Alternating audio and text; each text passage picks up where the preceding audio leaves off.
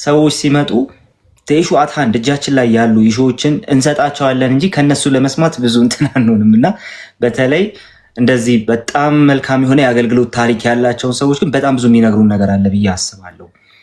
እድል ነው እንዲህ አይነቱ ፕላትፎርም ላይ የወንጌል አገልግሎት ታሪክ ያላቸውን ሰዎች ማግኘት በጣም ትልቅ እድል ነው። ምክንያቱም ታች እንዴት አድርጎ እግዚአብሔር እንደተጠቀመባቸው ያውቃሉ። የእግዚአብሔርን ቤት፣ የእግዚአብሔርን ስርዓት፣ የእግዚአብሔርን ነገር እንዴት አክብረው መያዝ እንዳለባቸውም ይረዳሉ። እንግዲህ የፖድካስትም የእንትንም ሰው ስላልሆንኩኝ ዝም ብዬ አማርኛን እየሰባበርኩ ላወራ እችላለሁ፣ ግን ደግሞ ይሄ ሪያሊቲ ነው አይደለ? ስለዚህ እንደዚህ የወንጌል አገልግሎት ታሪክ ያላቸው ሰዎች እግዚአብሔርን እንዴት እንዳከበሩት እሱ እንዴት እንዳከበራቸው ይረዳሉ። ስለዚህ ከነሱ መማራችን በጣም ትልቅ ነገር ነው ብዬ አስባለሁ።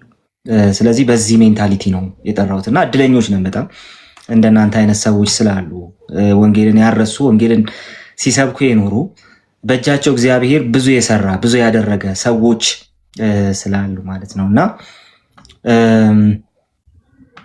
እንግዲህ አንዳንድ ጥያቄዎች እዚሁ እየደረሱኝ ነውና ከዚህ በፊት ሌላ ቦታ የሚያውቁ ሰዎች ማለት ነውና ወደ በኋላ እንጠይቅላቸዋለን። ያስችይን ጥያቄ እያየሁ ስለሆነ ማለት ነውና እንኳን ደህና መጣ እስካሁን ካልኩኝ ይሄንን ይበቃል። እንኳን ደህና መጣ ቄስ።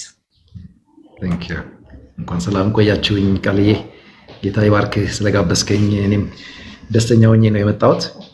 እንግዲህ ያው ጌታ የሰዎችን ዘመን ለራሱ ዓላማ በጸጋው ያገዘ ይጠቀማልና ያው እንግዲህ የምናወራው እሱ እንደወደደ በትናንትናችን የሰራውን ስራ ለነገም ደግሞ ጸንተ ለመቀጠላችን ምክንያት የሆነውን ስራውን ያስታወስን እንድንጫወታለን።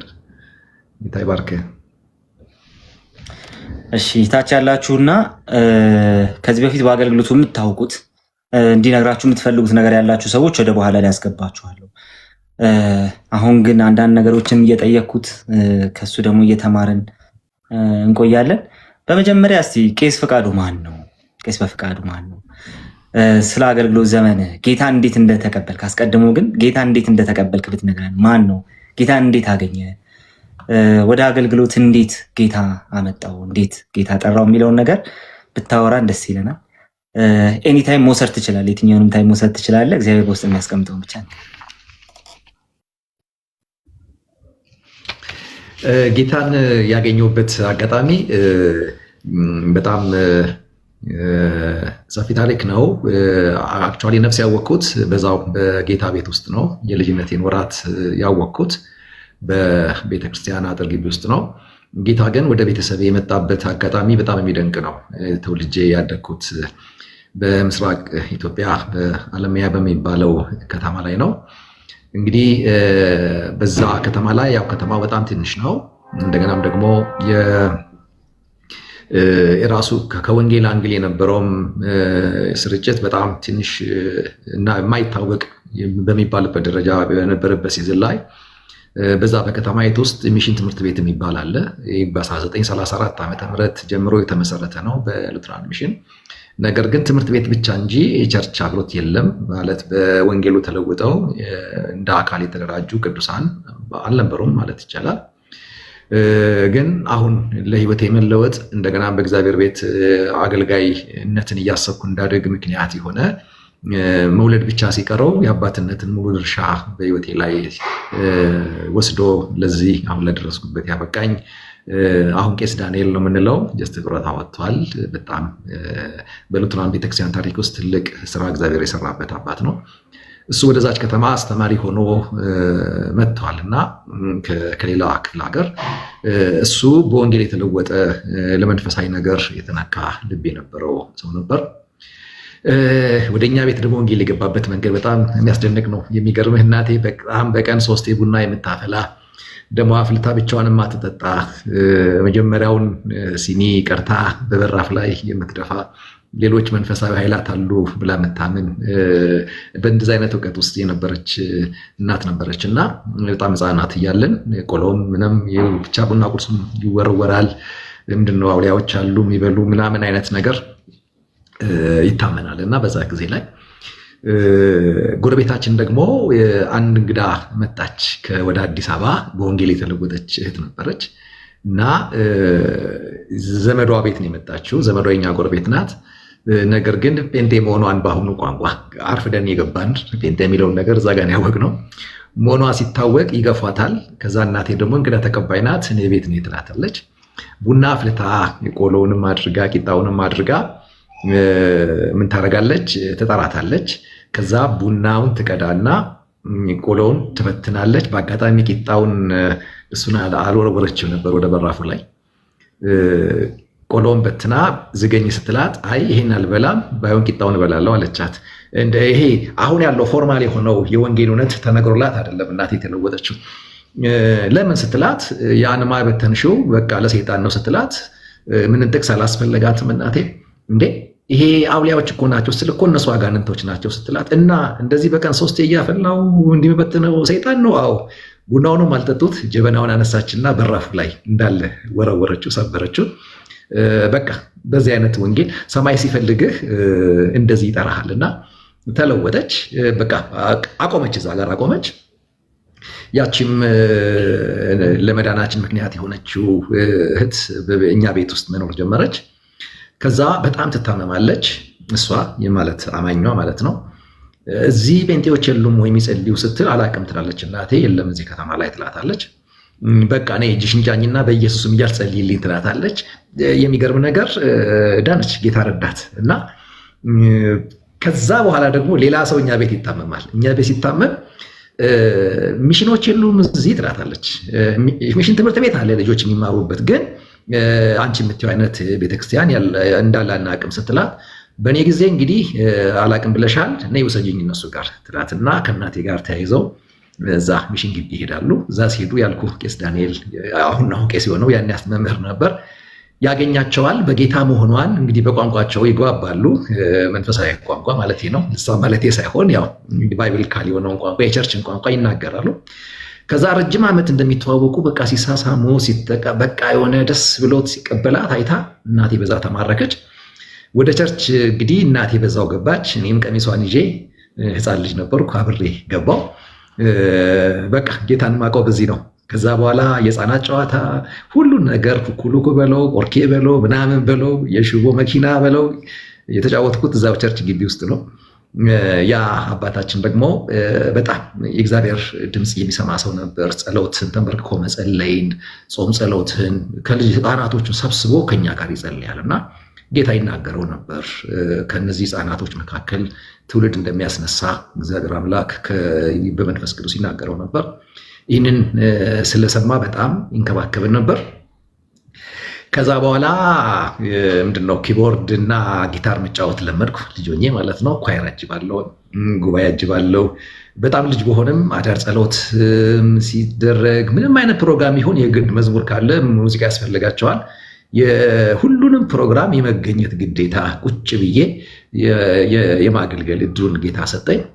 የሚገርምህ ነገር አዳር ጸሎት ላይ እጫወትላቸዋለሁ። ከዛ እነሱ ይቀጥላሉ፣ እኔ ተኛለሁ እዛው ወንበሩ ላይ። መዝሙር ሲፈልጉ ይቀሰቅሱኛል፣ እንደገና እጫወታለሁ። እንደዚህ እያልኩ የተወሰኑ ዓመታትን ቆየን። በዛ ጊዜ ላይ ግን የሚገርመው በተደጋጋሚ በዓመት 2 ጊዜ በዛ በነበርንበት ቤተክርስቲያን ኮንፈረንስ ይደረግ ነበርና አንድ ዓመት ላይ በተደጋጋሚ መልእክት ይመጣ ነበር። የመጀመሪያው ህፃናት እንዲህ ፑልፒት ስር ይቀመጣሉ እና እዛ ተቀምጬ ከአዲስ አበባ የመጣች አገልጋይ ነበረች እና የዚህ ልጅ እናት ተነሺ ብላ ከልጆች መሀል እኔን አቆመችና ያገለግለኛል፣ እጠቀምበታለሁ፣ ይህ ልጅ የኔ ነው የሚል መልእክት መጣ። ያው ለእናቴ ነው የሚነገረው፣ መልእክት አይገባኝም። ከዛ በሁለተኛውም ደግሞ የዓመቱ መጨረሻ ኮንፈረንስ ላይ ህፃናት ኳየር ጋር ቆመን የዚህ ልጅ እናት ተባለ። ቃል በቃል ነው የተደገመው። በቃ ያገለግለኛል፣ እጠቀምበታለሁ፣ ዓለምን አዞረዋለሁ የሚል መልእክት ሲመጣ ነገር ሲደጋገም ያው ቄሱ ይገባዋል። አሁን ቄስ ነው ያልኩ አባቴ ወሰደኝ። ያው የስጋ አባት አልነበር የለኝም። እንደ ልጆቹ ከልጆቹ ጋር በቤቱ አሳደገኝ። ከዛ በኋላ ምን ብዬ ልንገርህ፣ የህፃንነት መብቴን የተገፈፍኩት። የህፃን ጨዋታ ከተጫወት ይቆጣል፣ አንተ አገልጋይ ነህ ይለኛል።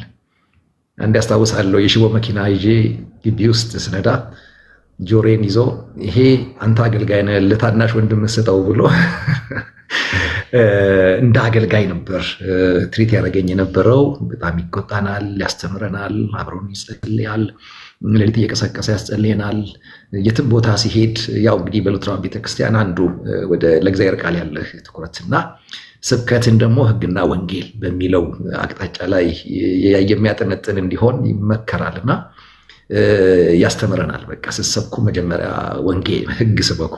ምክንያቱም ሕግ ኃጢአተኛውን ለኃጢአት ያነቃዋል፣ ለኃጢአት የነቃ ማይንድ ደግሞ ለኩነኔ ቅርብ ይሆናል።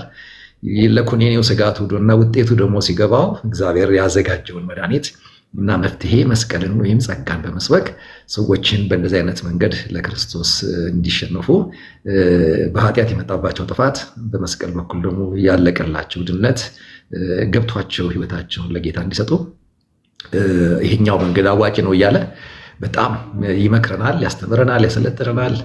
ከዛ በኋላ በቃ የትም ቦታ ሰፈር ፕሮግራም ይሄድ የትም ቦታ ይሄድ ይዞኝ ይሄዳል። ይገርመሃል የ13 የ14 ዓመት ልጅ ያለው ስበክ ይለኛል።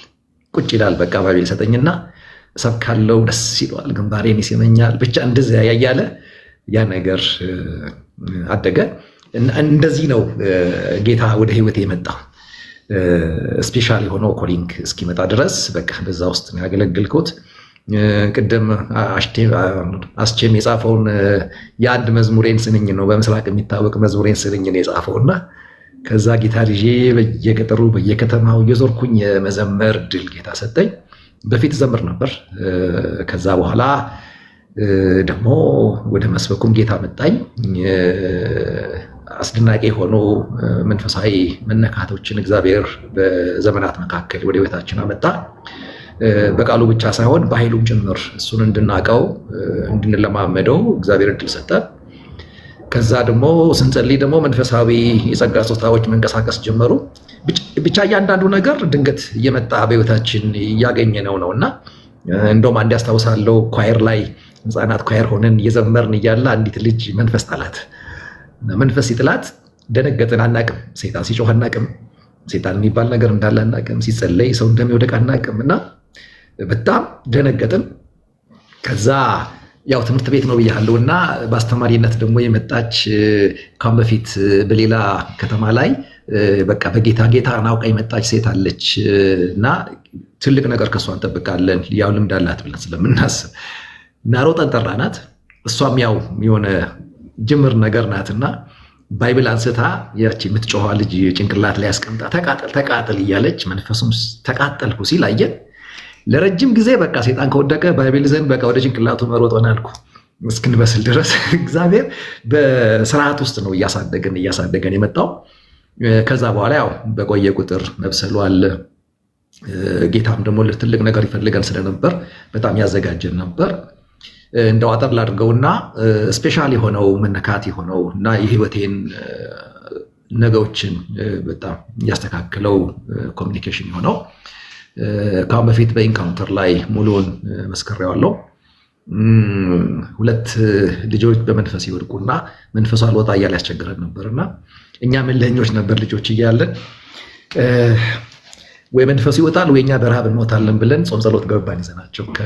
አሁን እሱም ሪቨረንድ ሆኗል፣ ሀረር ላይ ነው ያለው፣ ቄስ ጌቱ ይባላል እና መጸለይ ጀመርን። 5 ቀን ተንገላታን አልኩ። በቃ ተንገላታን፣ ብዙ ነገር ነው የሆነው። 6ኛው ቀን ላይ በቃ አቃተ። ከዛ ያ ጓደኛዬ ጌታ ሆይ እባክህ ደክሞናል፣ ብንታገል እንኳን አሁን ያለችን ምናልባት እስከ 6 ሰዓት ብንጸልይ ነው ብሎ ኢዝሊ ነው ያወራው። እንደ ኖርማል ነገር ነው ያወራው። እስከ ሌሊት 6 ሰዓት ብንጸልይ ነው፣ ደክሞናል፣ እባክህ እርዳን እያለ ተናገረ። 6 ሰዓት ላይ በቃ አስደናቂ ነገር ነው የሆነው። በቃ ቤቱ በብርሃን የተሞላው፣ መናፍስቶቹ ራሳቸው በቃ መጣህብን ብለው መጮህ ጀመሩ። አስደናቂ ዲሊቨረንስ ሆነ። ከዛ በኋላ በቃ ጌታ መናገር ጀመረ ወደ ህይወታችን።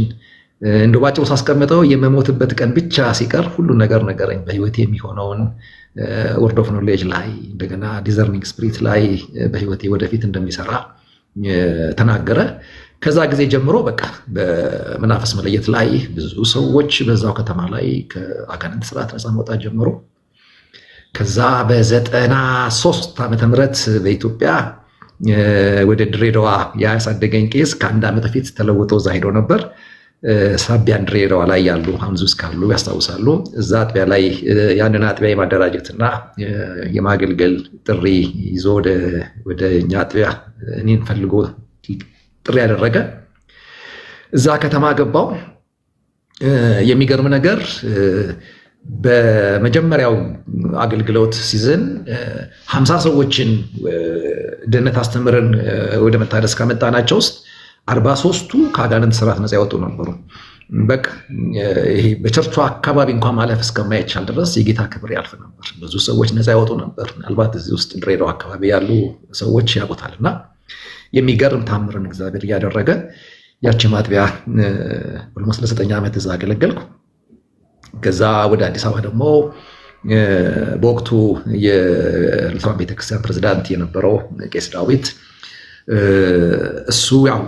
እሱ ያለበት አሰላም እየሄድኩኝ በተለያዩ ሉትራን ቤተክርስቲያኖች እየሄድኩኝ በኮንፈራንሶች ላይ ይህንን የዲሊቨረንስ አገልግሎት በጸጋ ስጦታ የሆነውን አገልግሎት እግዚአብሔር ሲሰራ ያይ ነበር እና ለምን ወደ ሴንተሩ መጥቶ በአጠቃላይ በኢትዮጵያ ሉትራን ቤተክርስቲያን ይህንን ሪቫይቫሉን ካሪዝማውን ለምን አንቀሳቀስም የሚል ሀሳብ አንስቶ በወንጌል ክፍል አስተባባሪነት በ2001 ዓ.ም ወደ አዲስ አበባ ገባው። አዲስ አበባ ከመጣሁ በኋላ ለ15 ዓመታት በዛ ፖዚሽን ላይ በመላው በኢትዮጵያ ውስጥ የተንቀሳቀስኩ በቤተክርስቲያናችን ውስጥ ይህንን የማነቃቃቱን ስራ በጸጋ በእግዚአብሔር ቃል እውቀትም የማገልገሉን ነገር ሳገለግል ቆየው። በእነዚህ 15 ዓመታቶች ውስጥ አሁን ካምባ የሚባል አንድ ተጨማሪ ሲኖድ በዚሁ አገልግሎት የተሰራ ሲኖድ ነው ጀምረ ነው ወደ ሲኖድ ደረጃ ያደገ ትልቅ ስራ ይሰራ ነው ብዬ የማስበው ከመቆጥራቸው መካከል አንዱ እሱ ነው። እንደዛ እያደረገ እንግዲህ ያው ጌታ እስካሁን በህይወቴ እየሰራ አለው እላለሁ። ዋው ተባረክ። አንተ ያወራ ቃል አለ ይሰማል አይሰማም? አይሰማም ጋይስ? የኔ ቆራርጣል። ኦኬ እሺ፣ አሁን ይሰማል? እኔ ጋር ሊሆን ይችላል። አሁን ይሰማል። ኦኬ፣ ኔትወርኩ ትንሽ ወደኋላ እያለ ስለሆነ ነውና አንዴ እስኪስተካከል ድረስ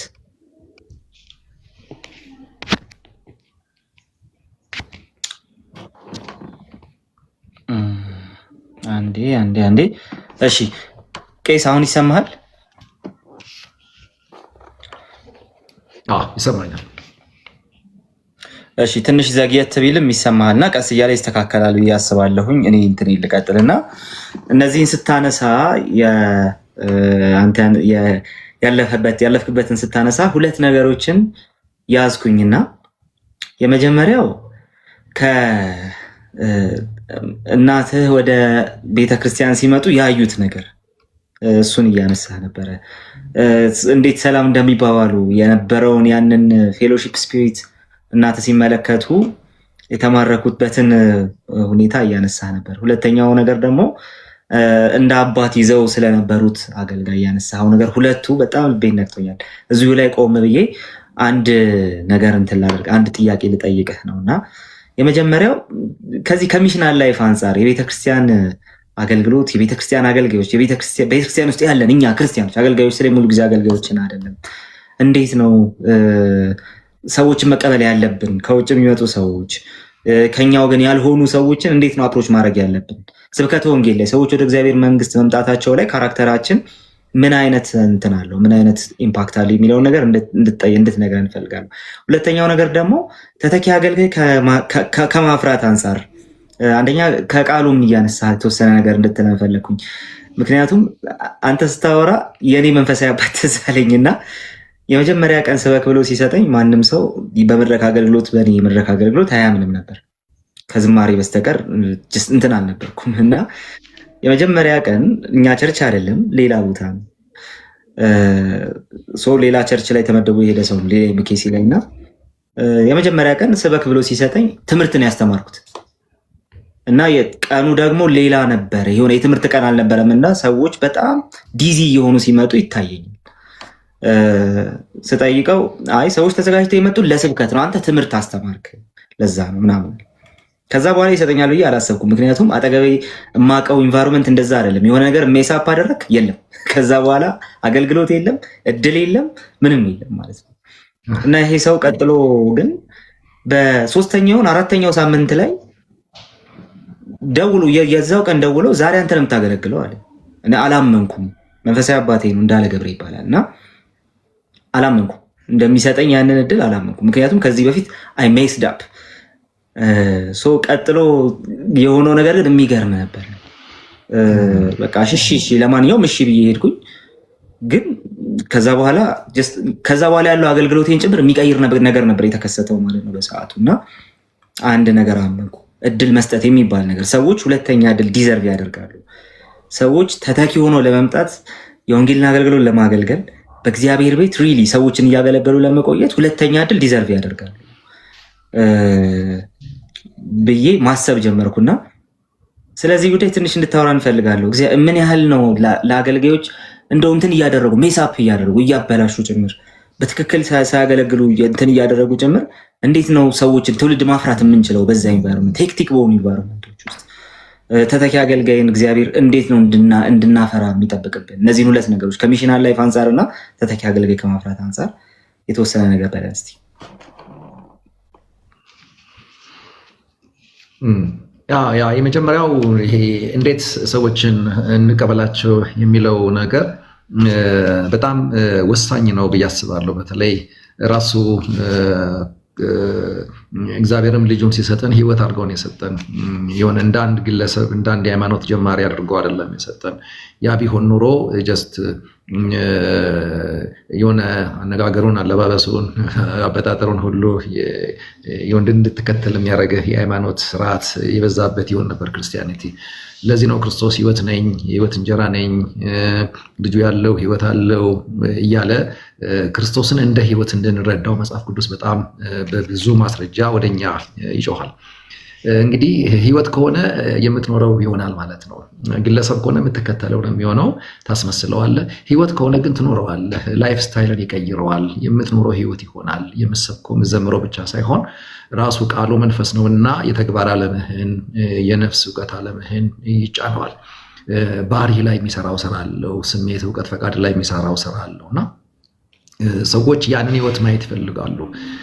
እናቴንም የማረካት ነገር ያ ነው።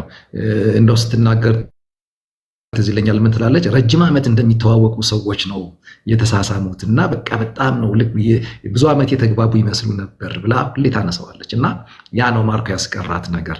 ይሄ ገልጠን ከምንሰብከው ባለፈ ሰዎች አንብበነው ከለወጠን ህይወት የሚያዩት ነገር በበለጠ ይማረካቸዋል፣ በበለጠ የእሱ እንዲሆኑ እድል ይሰጣቸዋል። እና ይሄ የመጀመሪያው ነገር ነው። በተቻለ መጠን በወንጌል የተሰራ ማንነትን ይዘን ወደ ሰዎች እንድንመጣ ሰማይ ይፈልጋል። ለዚህ ይመስለኛል ክርስቶስ ሂዱ ለማለት ከትንሣኤ በኋላ ጥቂት ቀናቶች ናቸው የፈጁበት። ነገር ግን ሲሄዱ የሚደመጡ እንዲሆኑ፣ ሲሄዱ የሚለውጡ እንዲሆኑ ግን በነዛ 3 ዓመት ተኩሎች በጣም ሰርቶባቸዋል። ህይወታቸው ላይ ሰርቶባቸዋል። ሄዶ የሚናገሩትን እንዲያውቁ ብቻ ሳይሆን በትምህርቱ የተለወጠ ህይወት እንዲኖርባቸው ከእሱ ጋር እንደውም ታስታውቃለህ እስኪባሉ ድረስ እንግዲህ በቦታው ያነጋገሩ ዘይቤ ሊሆን ይችላል፣ ግን የተሰራ ህይወት ነበራቸው እና ያ በጣም ብልጫ አለው። ከጣፈጠ ስብከታችን ከተሰካካ ንግግራችን በበለጠ ሰዎችን የተለወጠ በምንሰብከውና በምናስተምረው ትምህርት የተሰራ ህይወታችን በበለጠ ይማርካቸዋል። በቃ ውጤቱ ስለሆነ ማለት ነው እና ያንን አያለው በጣም ያስፈልገናል። ትንሽ የደከምንበት ቦታ እሱ ይመስለኛል። እና ሁለተኛው ተተኪ አገልጋዮችን የማፍራቱ ነገር እኔ በእኛ ቤተክርስቲያን ውስጥ እንዳልኩ ቄስ ዳንኤል በጣም ተሳክቶለታል። እኔ ብቻ አይደለሁም። ይገርምሃል፣ ኦልሞስት ኳየር ውስጥ ከነበር ነው በዛ እድሜ ከነበር ነው አብዛኞቻቸው ቄሶች ሆነዋል፣ የሙሉ ጊዜ አገልጋይ ሆነዋል፣ ሶሎ ዘማሪዎች ሆነዋል። ብቻ የወደቀ የለም። ሰርቶብን ነበረ እና አንደኛ ያምንናል፣ ሁለተኛ ደግሞ እኛ ላይ ያቅድ ነበረ። በጣም በጥንቃቄ ያቅድ ነበረ። ክብር ነበረው።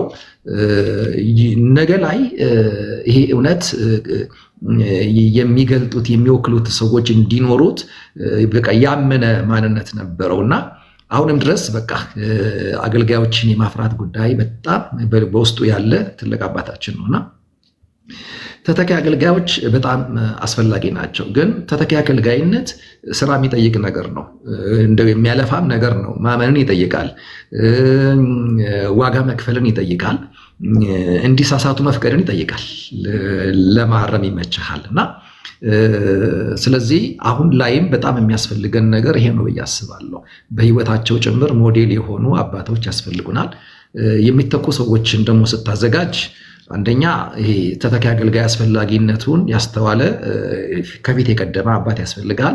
ሁለት ደግሞ እንደዛ አይነት አባትነት ልጅ ለመሆን የሚፈቅድም ደግሞ ትውልድ ያስፈልጋል። አንዳንድ ጊዜ አባቶቹ ቢኖርም ልጅ ለመሆን የማይፈቅዱ ደግሞ አይነት ሆነን እንገኛለን እና ለመሰራት ተጀምሮ ለማለቅ የሚሆን ትዕግስት እናጣለን። በአንድ ጊዜ ዓለምን ካላቀፍን፣ በአንድ ጊዜ እንትን ካላደረግን፣ በቀደሙን ሰዎች እየተሰሩ ከመቀጠል ይልቅ የቀደሙን ሰዎች መላካትን እንደ አንድ የእድገት መለኪያ አድርገን የምናስብ ከሆነ ይሄ ተተኪ አገልጋይነት ከሁለት አቅጣጫ ይጠቃል። አንደኛ ተተኪ አገልጋይ ያስፈልጋል ብሎ ቀዳሚነቱን ለዚህ የሚያነቃና ተተኪዎችን ለመስራት ዋጋ ለመክፈል የሚፈቅድ ታጣለ።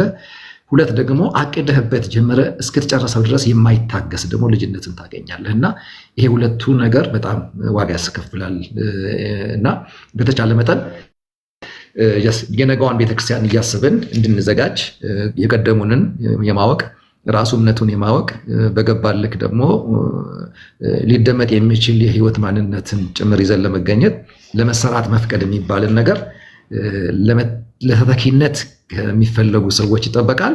ቤተክርስቲያንም ይሄ እውነቷ እሷ ጋር ጀምሮ አብሯት የሚሞት ሳይሆን እሷ ስታልፍ በቀጣዩ ጀነሬሽን ውስጥ እያዳነ የሚቀጥል እየተወራ የሚቀጥል የዘላለም መልእክት ስለሆነ ዘላለምን በአንድ ሲዝን ሙሉ አላደርገውም። የዘመኔን አገለግላለሁ። ለቀጣዩ ዘመን ደግሞ የሚጮሁለትን የሚወክሉትን እያዘጋጀው እቀጥላለሁ እና መርሳት የሌለብን ነገር ይሄ ነው። ከዚህ አንግል እንደው ብዙ መናገር ባያስፈልግም አንዳንድ ጊዜ አሁን አንዳንድ ቦታ የምታያቸው አቋሞች አብረው ለመሞት የፈቀዱ የሚመስል አይነት አመለካከት ትመለከታለህ። ጎርምሰውም እነሱ ናቸው፣ አርጅተውም እነሱ ናቸው፣ እየተንቀጠቀጡም እነሱ ናቸው እና ከነሱ ጀርባ ስትፈልግ ሰው አታገኝም። ይሄ ማለት እንግዲህ ሰውየው ሲቆም የምትቆም ቤተክርስቲያን፣ ሰውየው ሲሞት አብራ የምትከበር አይነት ቤተክርስቲያን እንድትሆን የፈረዱባት የሚመስልም አንዳንድ ነገር ትመለከታለህ እና ይህ ተተኪነት በጣም ሊያሳስበን የሚገባ ዋጋ ያስከፍላል። ግን ለመክፈል መፍቀድንም ጭምር እንደሚጠይቅ አውቀን እጃችንን ሰብስበን ልንጀምረው የሚገባን ጉዳይ ነው። ጅምርም ካለ ልናበረታታው የሚገባ ጉዳይ ነው ላለው ቃልዬ ሰምታችኋል እንግዲህ ወገኖች። እሺ ወደ ሌላኛው ጥያቄ ሊድና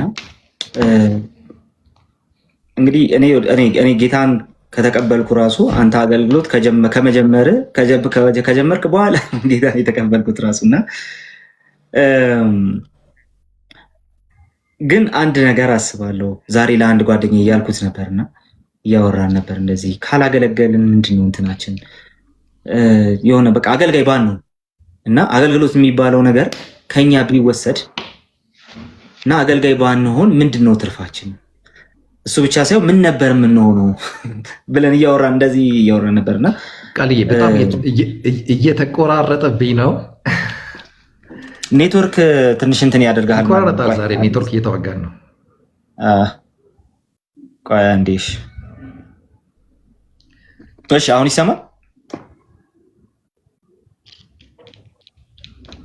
ያ እሺ ኔትወርክ እንትን እያደረገ ነው፣ ግን ያሰራናል ብዬ አስባለሁ። እስቲ ድጋሚ ልጠይቀው። ይሰማል አሁን በደንብ?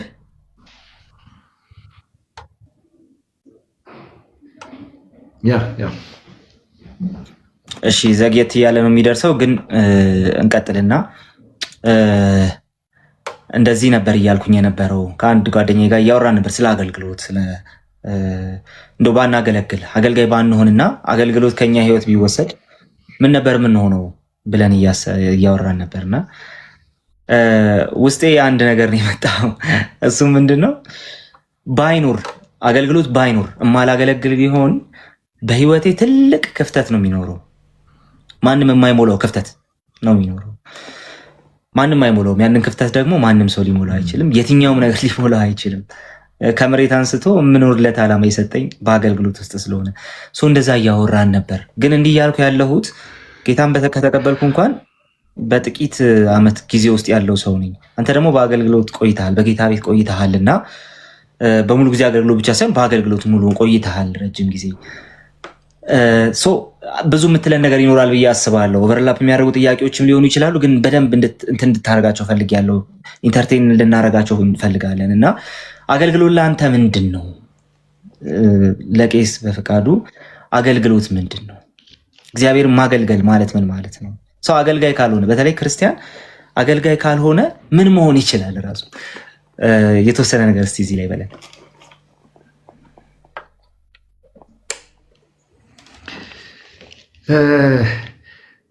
በጣም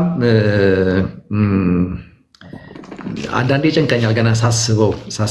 ምክንያቱም አገልጋይነት አንደኛ በእግዚአብሔር መታመን፣ እንደገና ደግሞ ድኛለሁ የምትለው አንድ ኩራት አለ። ዘላለምን አትርፌያለሁ የምትለው በመስቀል በኩል ያለቀውን ስራ እግዚአብሔር በልጁ በኩል የዘረጋውን እውነት በመቀበል የሚገኘውን መትረፍ ተርፌያለሁ፣ እግዚአብሔር ወዶኛል አድኖኛል ብለህ የምታጣጥመው አንድ ህይወት አለ። ከመዳን ባለፈ ደግሞ እግዚአብሔር አምላክ ለሌሎች መዳን ትሆን ዘንድ ደግሞ ሊጠቀምብህ እንደገና ሲፈልግ ደግሞ በጣም ነው ይሄ ቃላት አጣለታለሁ። አንዳንዴ ምን ሆን ነበር ብዬ ራሴን አስበዋለሁ። እንግዲህ አንዳንዶች ብዙ አማራጭ አላቸው። ወደ አገልግሎት ሲመጡ ጥለውት የመጡት ነገር አለ፣ ለቀውት የመጡት ነገር አለ። ምናልባት ያ ድል ባይመጣ ቀድሞ የጨበጡትን ያስከትሉታል። እንደኔ አይነቱ ገና ነፍስ ሲያቅ ጀምሮ አገልጋይ ትሆናለህ እየተባለ ወደፊት ምን መሆን ትፈልጋለህ ሲባል ከእግዚአብሔር ያዳመጠውን እሱን ሜልሂት እያደረገ እንዳደገ ሰው ግን ይሄ ድል ወደ ህይወቴ ባይመጣ ኑሮ ምን ሆን ነበር ብዬ ሳስብ በጣም ነው የሚጨንቀኝ። ራሱ ገና ሀሳቡን ሳስበው ይበርደኛል። ባዶነት ነው። አንዳንድ ጊዜ አገልጋይነትን አማራጭ የማጣት ሶሉሽን አድርገው አንዳንድ ሰዎች ሲናገሩት ሳይ እንደው ምንም ይበልጥ ነገር አለ ማለት የሆነ እዝጌሩን ወክለህ የዘላለምን መልእክት አስተውለህ ለሚመለከታቸው በራሱ በመልእክቱ ባለቤት ታምነህ መላክን የመሰለ ትልቅ እድል የለም። ራሱ ሪዋርድ ያለው ከህይወትም በኋላ ጀስት እግዚአብሔር እንደ ሽልማት የሚያየው በኃላፊነት የምትጠየቅበትን በእግዚአብሔር ታምነ በጸጋ ታግዘ መላክ የሚባሉን እድል ጥቂቶች ብቻ ያገኙት እድል ነው። የፈለገ ሁሉም የገባበት አይደለም። ይህን ሳስብ አንዴ ክርስቶስ ኢየሱስ በምትሄድበት ሁሉ ሄዳለሁ፣ በምታድርበት ሁሉ አድራለሁ፣ እንድከተል ፍቀድልኝ ተብሎ አይ ብሎ ያለፈውን ሰው አያለው። ደግሞ አርፎ ቁጭ ያለውን ሰውዬ ደግሞ ና ተከተለኝ ስለው መለከትና እንዳገለግለው የመፈለጌ ውጤት እንዳልሆነም ሳስብ በእሱ የመፈለግን እድል እንደሆነም ሳስብ በጣም እገረማለሁ። ሌላኛው ብዙ ስራዎችን ስትሰራ ከእውቀትና ከልምድ ተነስተህ ነው የምትሰራው። አገልጋይነትን ግን ኮወርከርስ አለ፣ መንፈስ ቅዱስና የእግዚአብሔር ቃል የሚባሉ አብረው ሰራተኞች አሉና በዚህ ምድር ላይ ክርስቶስ ካረገ በኋላ እንግዲህ ክርስቶስ ዳግመኛ እስኪመጣ ድረስ ከሙሽራይቱ ጋር ና የሚለው መንፈስ አሁን በስራ ላይ ነው ያለውና አገልጋይነት ማለት ከዚህ ዋና ሰራተኛ ጋር አብሮ ኮወርከር መሆንንም ጭምር እድል እንደሆነ ሳስብ እድለኝነት ይሰማኛል።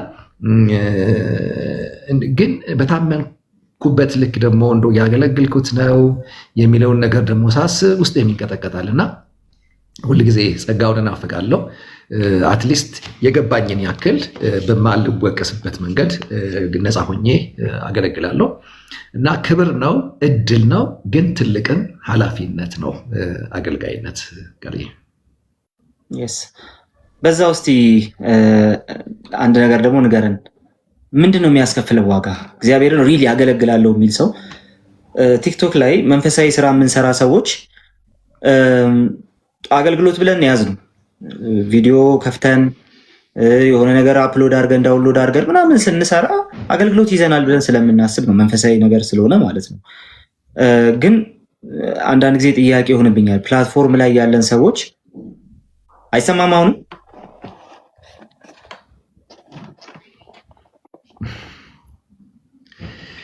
ኔትወርክ ሲቀጥታ አድርገው ምናልባት ኤርፎን ከሆነ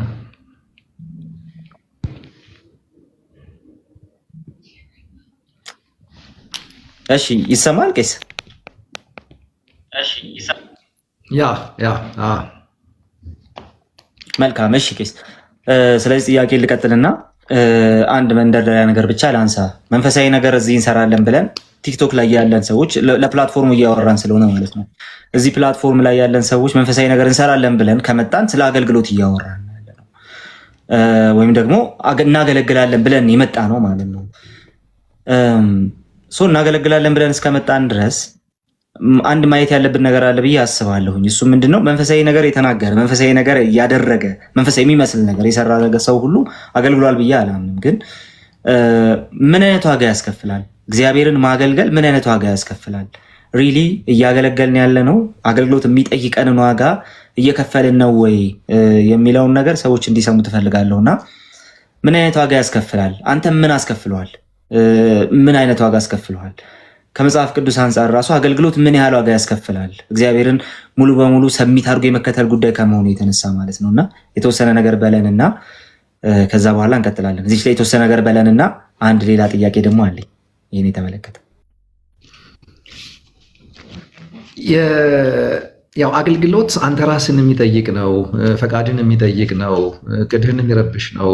ያንተን ከልክሎ ለእግዚአብሔር ፈቃድ እንድትዘምት የሚጫን ትልቅ ኃላፊነት ነው እና እንግዲህ ብዙ ነገሮች ዋጋ ተከፍላለህ። ንዝረት ዓለምን ይቀበልሃል። አንዳንድ ጊዜ ድሪም የምታደርጋቸውን እንዲህ መሆን እፈልጋለሁ ብለህ የምታቅዳቸውን ነገሮች ሁሉ መንገድ ይዘጋል። ልክ እንደ ጳውሎስ ማለት ነው። በዓላማ ነው እየጋለበ ሄደው በቃ መንገድ ላይ ነው የገባው እና አፕሳይድ ዳውን ያደረገው ማለት ቀጥታ ነው ያዞረው። ህይወቱን ያንቀሳቀሰለት አንድ መስመር ነበረው። ሰማይ ደግሞ ለፈለገው ጉዳይ ሲቀበለው ትመለከታለህ። ሁለተኛው ደግሞ ይሄ የፍቅር ጥሪ ነው። እዚህ ጥሪ ውስጥ ትእዛዝ ምንድን ነው? ግዴታም ጨምራል። ለጳውሎስ እንደተናገረው የመውጊያውን ብረት ብትቃወም ይብስብሃል፣ ለአንተ ይብስብሃል ይለዋል እና ብዙ ጊዜ ይሄ የመውጊያው ብረት የሚለው በአማርኛችን ላይ ብዙ ለዛች ቃል ምንድን ነው ማህበራዊ ሴታፓችን በፈረስ ስለማያርስ ብዙ ጊዜ አይገባንም እና እስራኤሎች ይሄ ታሪክ አላቸው በፈረስ የማረስ እና አንዳንድ ፈረሶች ይራገጣሉ ጠምደ እያረስካቸው እና ከኋላቸው እንዲሾልሾል ያለ ብረት ነው እና እምቢ ብሎ ወደኋላ ከተራገጠ በራሱ ስለሚዋጋ በጣም በተራገጠ ቁጥር ብረቱን ወደ ስጋው በጣም ስለሚጨምር ከዛ ጋር የተያዘ ነገር ነው የሚበትል እያለ ጀስት ጥሪው እግዚአብሔራዊ እንደሆነ እምቢ የማይባል እንደሆነ እንድናስብ የሚያደርግ ነገር ነው። ሁለተኛው እኔ አሁን የከፈልኩትን ዋጋ አንዳንድ ሰዎች አሁን ካለህበት ጋር ተነስተው ነው ጀስት አገልግሎትን አንተ የሚያዩት። ግን ወደኋላ ወደ 20 ምናምን ዓመት ወደኋላ የመጣንበትን ቦታ ሳስብ በቦታው ላይ ምናልባት እዚህ ውስጥ ካሉ በዛ ጊዜ ላይ አብረውኝ የነበሩ ሰዎች ሁሉንም አይነት ነቀፌታ፣ ሁሉንም አይነት መናቅ፣ በተለይ ደግሞ በጣም እንራብ ነበር። በጣም ረሃብን አንዳንዴ ስቀልድ ምንድን ነው በስም ሳይሆን በግል አውቀዋለሁ እያልኩ እቀልዳለሁ እና በጣም ዋጋ ከፍለናል። ብዙ ነገሮቻችን ለረጅም ጊዜ ጀስት በማይመቹ ቦታዎች ላይ ዋጋ የመክፈልን እንደገናም ያሳደገን አባታችን ስለ አገልግሎት ሲነግረን አገልጋይ ማለት ይላል በራፍ ላይ የምታነጥፉት እንትን ነው ምንጣፍ ነው እና ማንም የገባ ሁሉ ጠረግ አድርጎ ነው የሚገባው እያለ የአገልጋይ የመጨረሻውን ቦታ ነበር። አገልጋይነትን ስናስብ መደመጥን፣ አንቱ መባልን፣ በብዙ ቦታ ገብተዋል ትኩረት ማግኘትን እንደዛ አንድም ቀን አስበነው አናውቅም። ለመራብ መፍቀድ እንደሆነ፣ ለመናቅ መፍቀድ እንደሆነ፣ ዋጋ ለመክፈል መፍቀድ እንደሆነ እየተማርን ነበር ያደግነው እና ትዝ ይለኛል በቃ ልራብልህ ዋጋ ልከፍልልህ እፈቅዳለሁ ብዬ ኪዳን የገባሁበትን ተደጋጋሚ ጊዜ አስታውሳለሁ። አንድ ታሪክ እንደውም እዚህ ጋር ልንገርህ። በጣም እንቸገር ነበር እና ከጓደኛዬ ጋር አንድ ቀን በቃ ስራ እንፈልግ ተባባልን። ከቸርች ከተንበረከክንበት ማለት ነው። ይርበናል፣ ቃልዬ ይርበናል ስል ዝም ብሎ የአንድ ቀን የሁለት ቀን አይደለም እና የሆነ ዛሬ ቁርስ ከበላ የሚያሳስብ ምሳና እራት አለ፣ የቀጣዩ ቀን ቁርስ ነው የሚያሳስብ።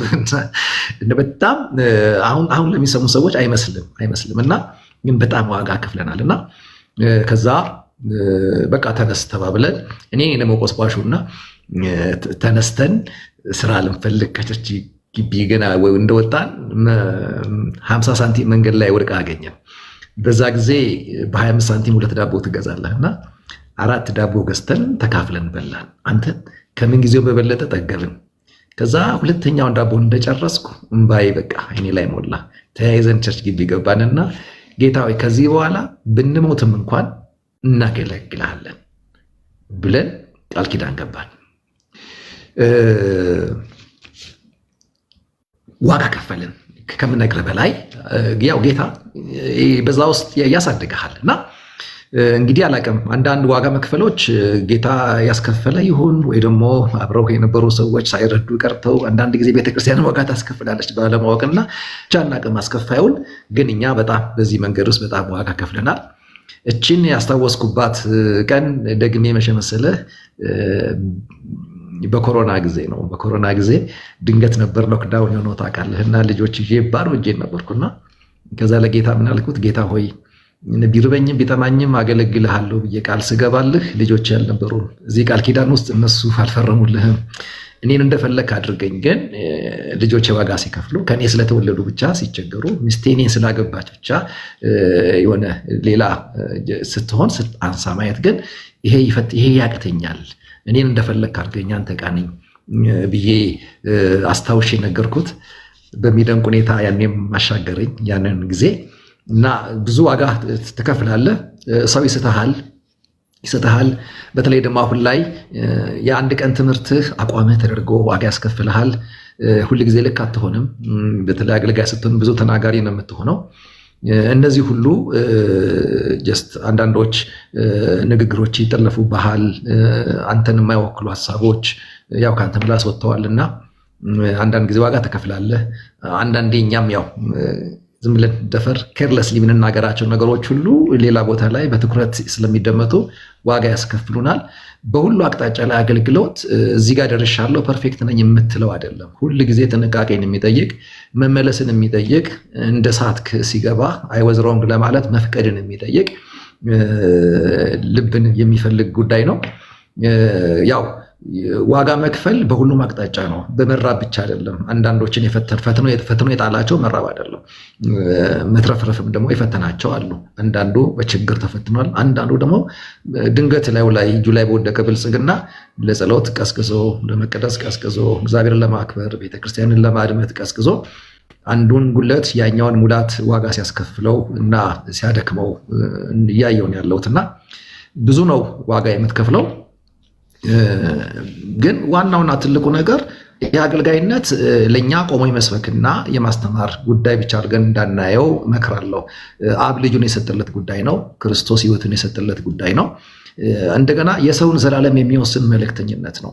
ልክ መድኃኒት ይዞ ለበሽተኛ ለማድረስ ወንጀል እንደሆነ ሁሉ የሰውን ዘላለም ሊያቆነጅ የሚችል ወይ ደግሞ ሰውን ለዘላለም ጥፋት ሊዳርግ የሚችል በጣም ወሳኝ በሰው ዘላለም ላይ የመቆም ያክል የሚፈትን ወሳኝ ኃላፊነትን ትልቅ ትኩረትን የሚጠይቅ ስለሆነ በሁሉ ሚዲያ ላይ ስንወጣ ከዚህ ዋጋ አንግል ከቆምን ትርፋማ እንሆናለን ብዬ አስባለሁ። በትክክል መልእክቱን ማድረስ ከቻለን የሚሰማን ዘላለሙን ያተርፋል። ያንን ማድረግ ካልቻለን ግን በሚያሳዝን ሁኔታ ሰው ከዘላለሙ ጋር ሊፋታ ስለሚችል ይህም ራሱ ሌላኛው ዋጋ መክፈል ነው። ለመታመን መፍቀድ፣ ክብርን ለመልቀቅ መፍቀድ፣ እነዚህ ሁሉ ተሰብስበዋል። እንግዲህ እንደው ሰብሰብ አድርጌ ገለጨው እንደሆነ ባላቅም ሁል ጊዜ እንደ ሲዝኑ ዋጋ ተከፍላለህ። እንደ ሲዝኑ እንደተገለጥክበት ንጽረተ ዓለም እንደሚሰማ የኦዲየንስ አይነት ሁሉ ዋጋ ተከፍላለህ። አንድ ሰሞን ምንም አገልጋይ ያውራ ተከብሮ የሚደመጥበት ነው። አሁን ደግሞ የቱ ጋር አዳለጠው ተብሎ መስመር የሚለቀምበት ጊዜ ላይ ነው ያለውና በሁለቱም አቅጣጫ ለዋጋ ተከፍላለህ። እንግዲህ ዋጋ ለመክፈል መፍቀድን ይጠይቃል ብዬ አስባለሁ። ትክክል። ቴንኪው። እንግዲህ እዚህ አንድ ሰው ነካኝ ተብሎ በጣም ብዙ ነገር የሚሰራበት ፕላትፎርም ነው። አገልግሎቱ ተስቶ ሌላ ነገር ውስጥም የገባንበት ጊዜ አለ። የተነካካንበት ጊዜ፣ የተገፋፋንበት ጊዜ አለ።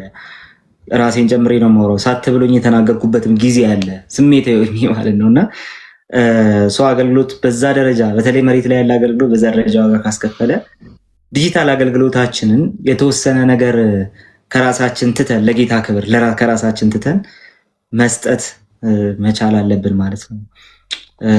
ያንን እያየው ነበር። ተባረክ። አማን ሰላም ይበለንና እንቀጥላለን። አማን ያለ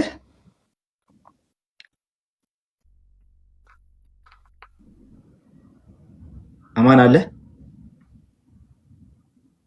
እሺ ስትመለስ አንድ ቁጥር ጻፍልኝ።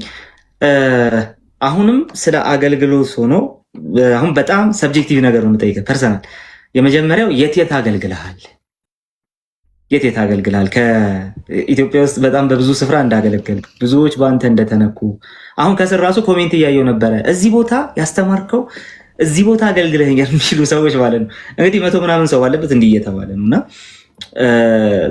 100 ምናምን ሰው ትንሽ ስለሆነ ማለት ነው። ኢትዮጵያ ውስጥ የት አገልግለሃል? ከአገልግሎትህ ውስጥ የመጀመሪያው እሱ ነው። ሁለተኛው ደግሞ ከአገልግሎትህ ላይ የገጠሙህ ገጠመኞች ምንድን ናቸው? ፈገግ የሚያሰኙ ሊሆኑ ይችላሉ። እንደዚሁም ደግሞ በጣም ራሴ የተባረክባቸው ሪል እግዚአብሔር በእኔ ይሄን አረገ የምትላቸው የገጠሙ ነገሮች ምንድን ናቸው? እግዚአብሔር በአገልግሎት ውስጥ ምን ሲያደርግ ደግሞ ደስ ትሰኛለህ? እነዚህን ጥያቄዎች ሲመልስልኝ።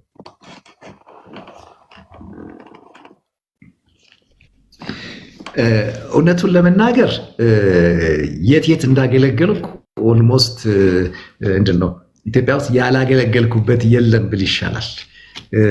ከሰሜን ከአክሱም ጀምረህ ማለት ነው። አክሱም ላይ እንደውም ይዘን የሄድነውን መኪና ሰብረውብናል። መስኮቱን ከጀርባችን ያለውን የመኪናችንን በጣም በጥንቃቄ የምታገለግልበት ከተማ ነበረ። ወደ ቤኒሻንጉልም ብዙ ጊዜ አሶሳ ላይ ተመላልሼ እዛም አገልግያለሁ። በምስራቁ በኩል እስከ ጎዴ ድረስ ጅጅጋን፣ ጎዴን፣ እነዚህ ጉርሱምን ምናምን አካባቢዎች ላይ ደጋግሜ አገልግያለሁ። ወደ ደቡብ ያረገጥኩት ቦታ አለ ብለህ ነው። በታርጫ አቅጣጫ እስከ ቦቢ የሚባል ድረስ በበቅሎ ሄደን አገልግለናል። በጣም የማረሳው ዳገታማ ቦታ ነበረ እና እዛ ላይ ለመጀመሪያ ጊዜ በበቅሎ የሄድኩት እዛ ነው። እዛ አገልግያለሁ። ወላይታ ውስጥ ሁሉም ቦታ ማለት ይቻላል። እኔ እንደውም ይሄ ወላይታ ውስጥ አርባ ምንጭ ውስጥ የዛው አካባቢ ተወላጅነት ስሜት ነው የሚሰማኝና ምክንያቱም ያልገባሁበት ቦታ የለም። ወደ ኮንሶ እንደገና እዚህ ሙርሲ ውስጥ እዛ እንደውም ያንዷ ልጄ የሁለተኛ ሴት ልጄ ስም ከዛ ነው የወሰድኩትኝ። ኪዮን በቋንቋቸው የአሪ ብሔረሰቦች ቋንቋ ነው የእሱ ስራ ማለት ነው እና ስሟንም የወሰድኩት ከዛ ነው። አሪ ውስጥ አገልግያለሁ። እንግዲህ በቃ በኢትዮጵያ ውስጥ ሁሉንም ቦታ አይቻለሁ።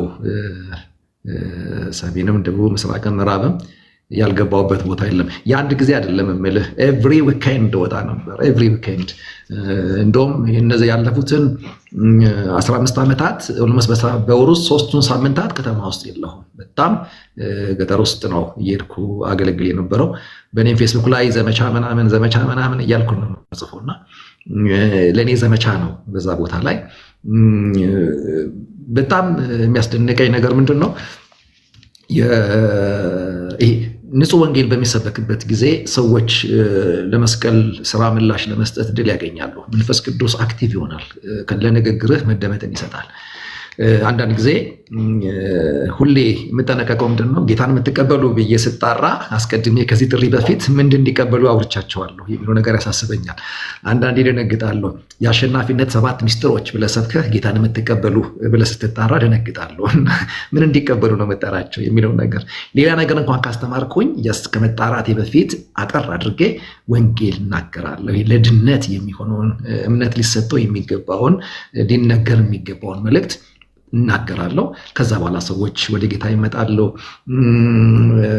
በተለይ በጣም ነው የምደሰተው። እንደውም በቅርብ ከተወሰነ ዓመት በፊት ፌስቡክ ላይ የተለጠፈ እንደገና ፌስቡክ ይመልስልህ የለ ሪሰንትሊ ፌስቡክ ላይ ስትገቡ ብዙ ሰዎች ያሉበት አንድ ፖስተር በወንጌል አላፍርም የሚል እንደዚህ ዘርግቼ ሳገለግል የተነሳ ፎቶ አለ። ያን ቀን አርባ ምንጭ ላይ ነው እና 100 ምናምን ሰው በላይ ነው በአንድ ጊዜ የተቀበለው ጌታ። ደነገጥኩኝ። ኦልሞስት 78 ዓመት ያልፈዋል እና ቃለ ሕይወት ቤተክርስቲያን ነበረ። ስለ የክርስቶስን የመስቀሉን ስራ ነበር የሰበኩት እና በቃ የመጨረሻውን መዋረድ፣ የመጨረሻውን መታመም፣ የመጨረሻውን ማልቀስ፣ የመጨረሻውን ማዘን ክርስቶስ በመስቀል ላይ አድርገውታል እና አሁን ያው በአብ ቀኝ ነው ያለው። ስለዚህ ሰማይ ደግሞ ጀስት ለዚህ ምላሽ ለዚህ ዋጋ በሚሰጥ ሰው በሰማይ ታላቅ ደስታ ይሆናል። እሱ ወርዶ ያዘነለትን ጉዳይ ምላሽ በምንሰጥበት ጊዜ አሁን በሰማይ ታላቅ ደስታ ይሆናል እና እስቲ አሁን እዚህ ጉባኤ መካከል በእኔ መዳን ለዚህ ለመስቀል ስራ ምላሽ በመስጠት ለሰማይ ታላቅ የዕለቱ የደስታ ምክንያት መሆን እፈልጋለሁ ለማለት የሚወስን የዕለቱ ዕድለኛ ወደዚህ ካለ ስል የሆነ ነገር ነው የተንቀሳቀሰው እና ከያቅጣጫው ሜዳውን ከበው የነበሩ ሰዎች በሩጫ ይመጡ ነበርና አንዳንዶቹ ይታወቃሉ ከተማው ሰዎች ይሉ ነበርና የማረሳው ነገር በተለይ እንዲህ በዛ ቁጥር ሰዎች ወደ ጌታ የመጡበት አጋጣሚ ትዝ ይለኛል። ሌላው የኃይል አገልግሎት ነው። ያ ወንጌል ሰዎችን ከኃጢአት ስርዓት መፍታት እንደገናም ደግሞ ኃጢአትን እንደ መውጊያ በመጠቀም የሰዎችን ጤንነት፣ የሰዎችን ዘላለም፣ የሰዎችን ተስፋ ለማጨንገፍ ስራ ያልፈታ ሰይጣን እንዳለ አምናለሁ። አሁንም እሱም በስራ ላይ እንዳለ አምናለሁ። ጨለማው መጨለም አላቆምም። ሐሰተኛው መንፈስ ጀስት ማሳቱን አላቆምም እና ወንጌል በልጁ ከተለቀቀበት ጊዜ ጀምሮ የጨለማ ኃይላት ከሰዎች ህይወት ላይ ይወጡ እንደነበር አሁንም እየወጡ አያለሁ እና በጣም የሚያረካኝ ሁለተኛው ሰዎች ከስራት ነፃ ሲወጡ ነው።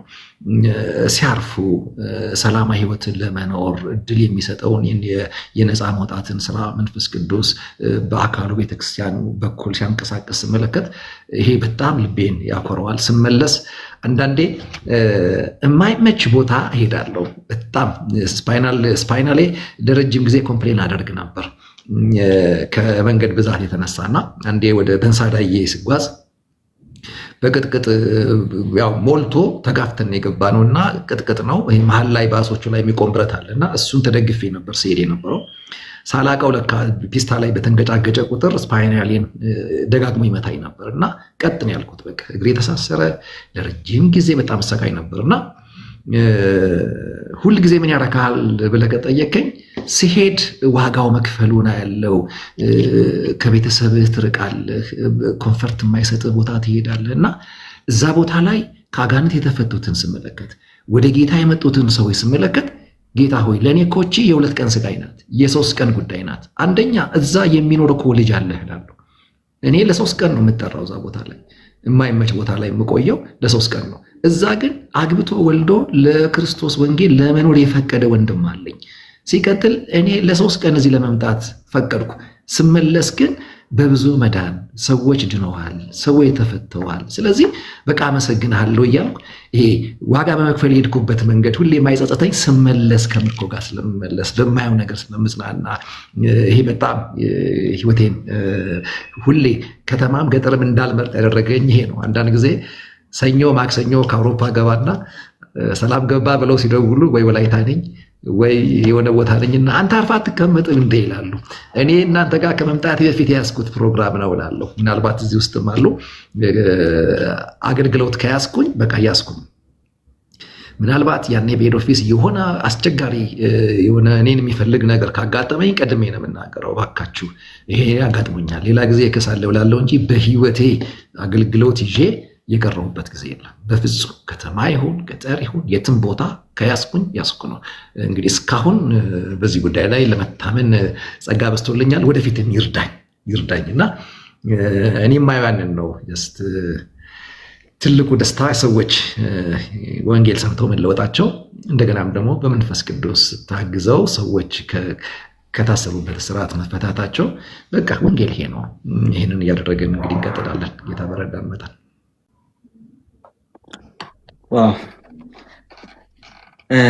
ብዙ ነገር እየቀረለን እንደሆነ አስባለሁ ውዶች። ስለ ጾም ጸሎት ልጠይቅህ። ይሰማል? ቃልዬ ያንተ ድምፅ ነው ማለት ነው። የኔ በደምብ ከተሰማችሁ ይሰማል ወይ? የኔ ኔትወርክ ነው።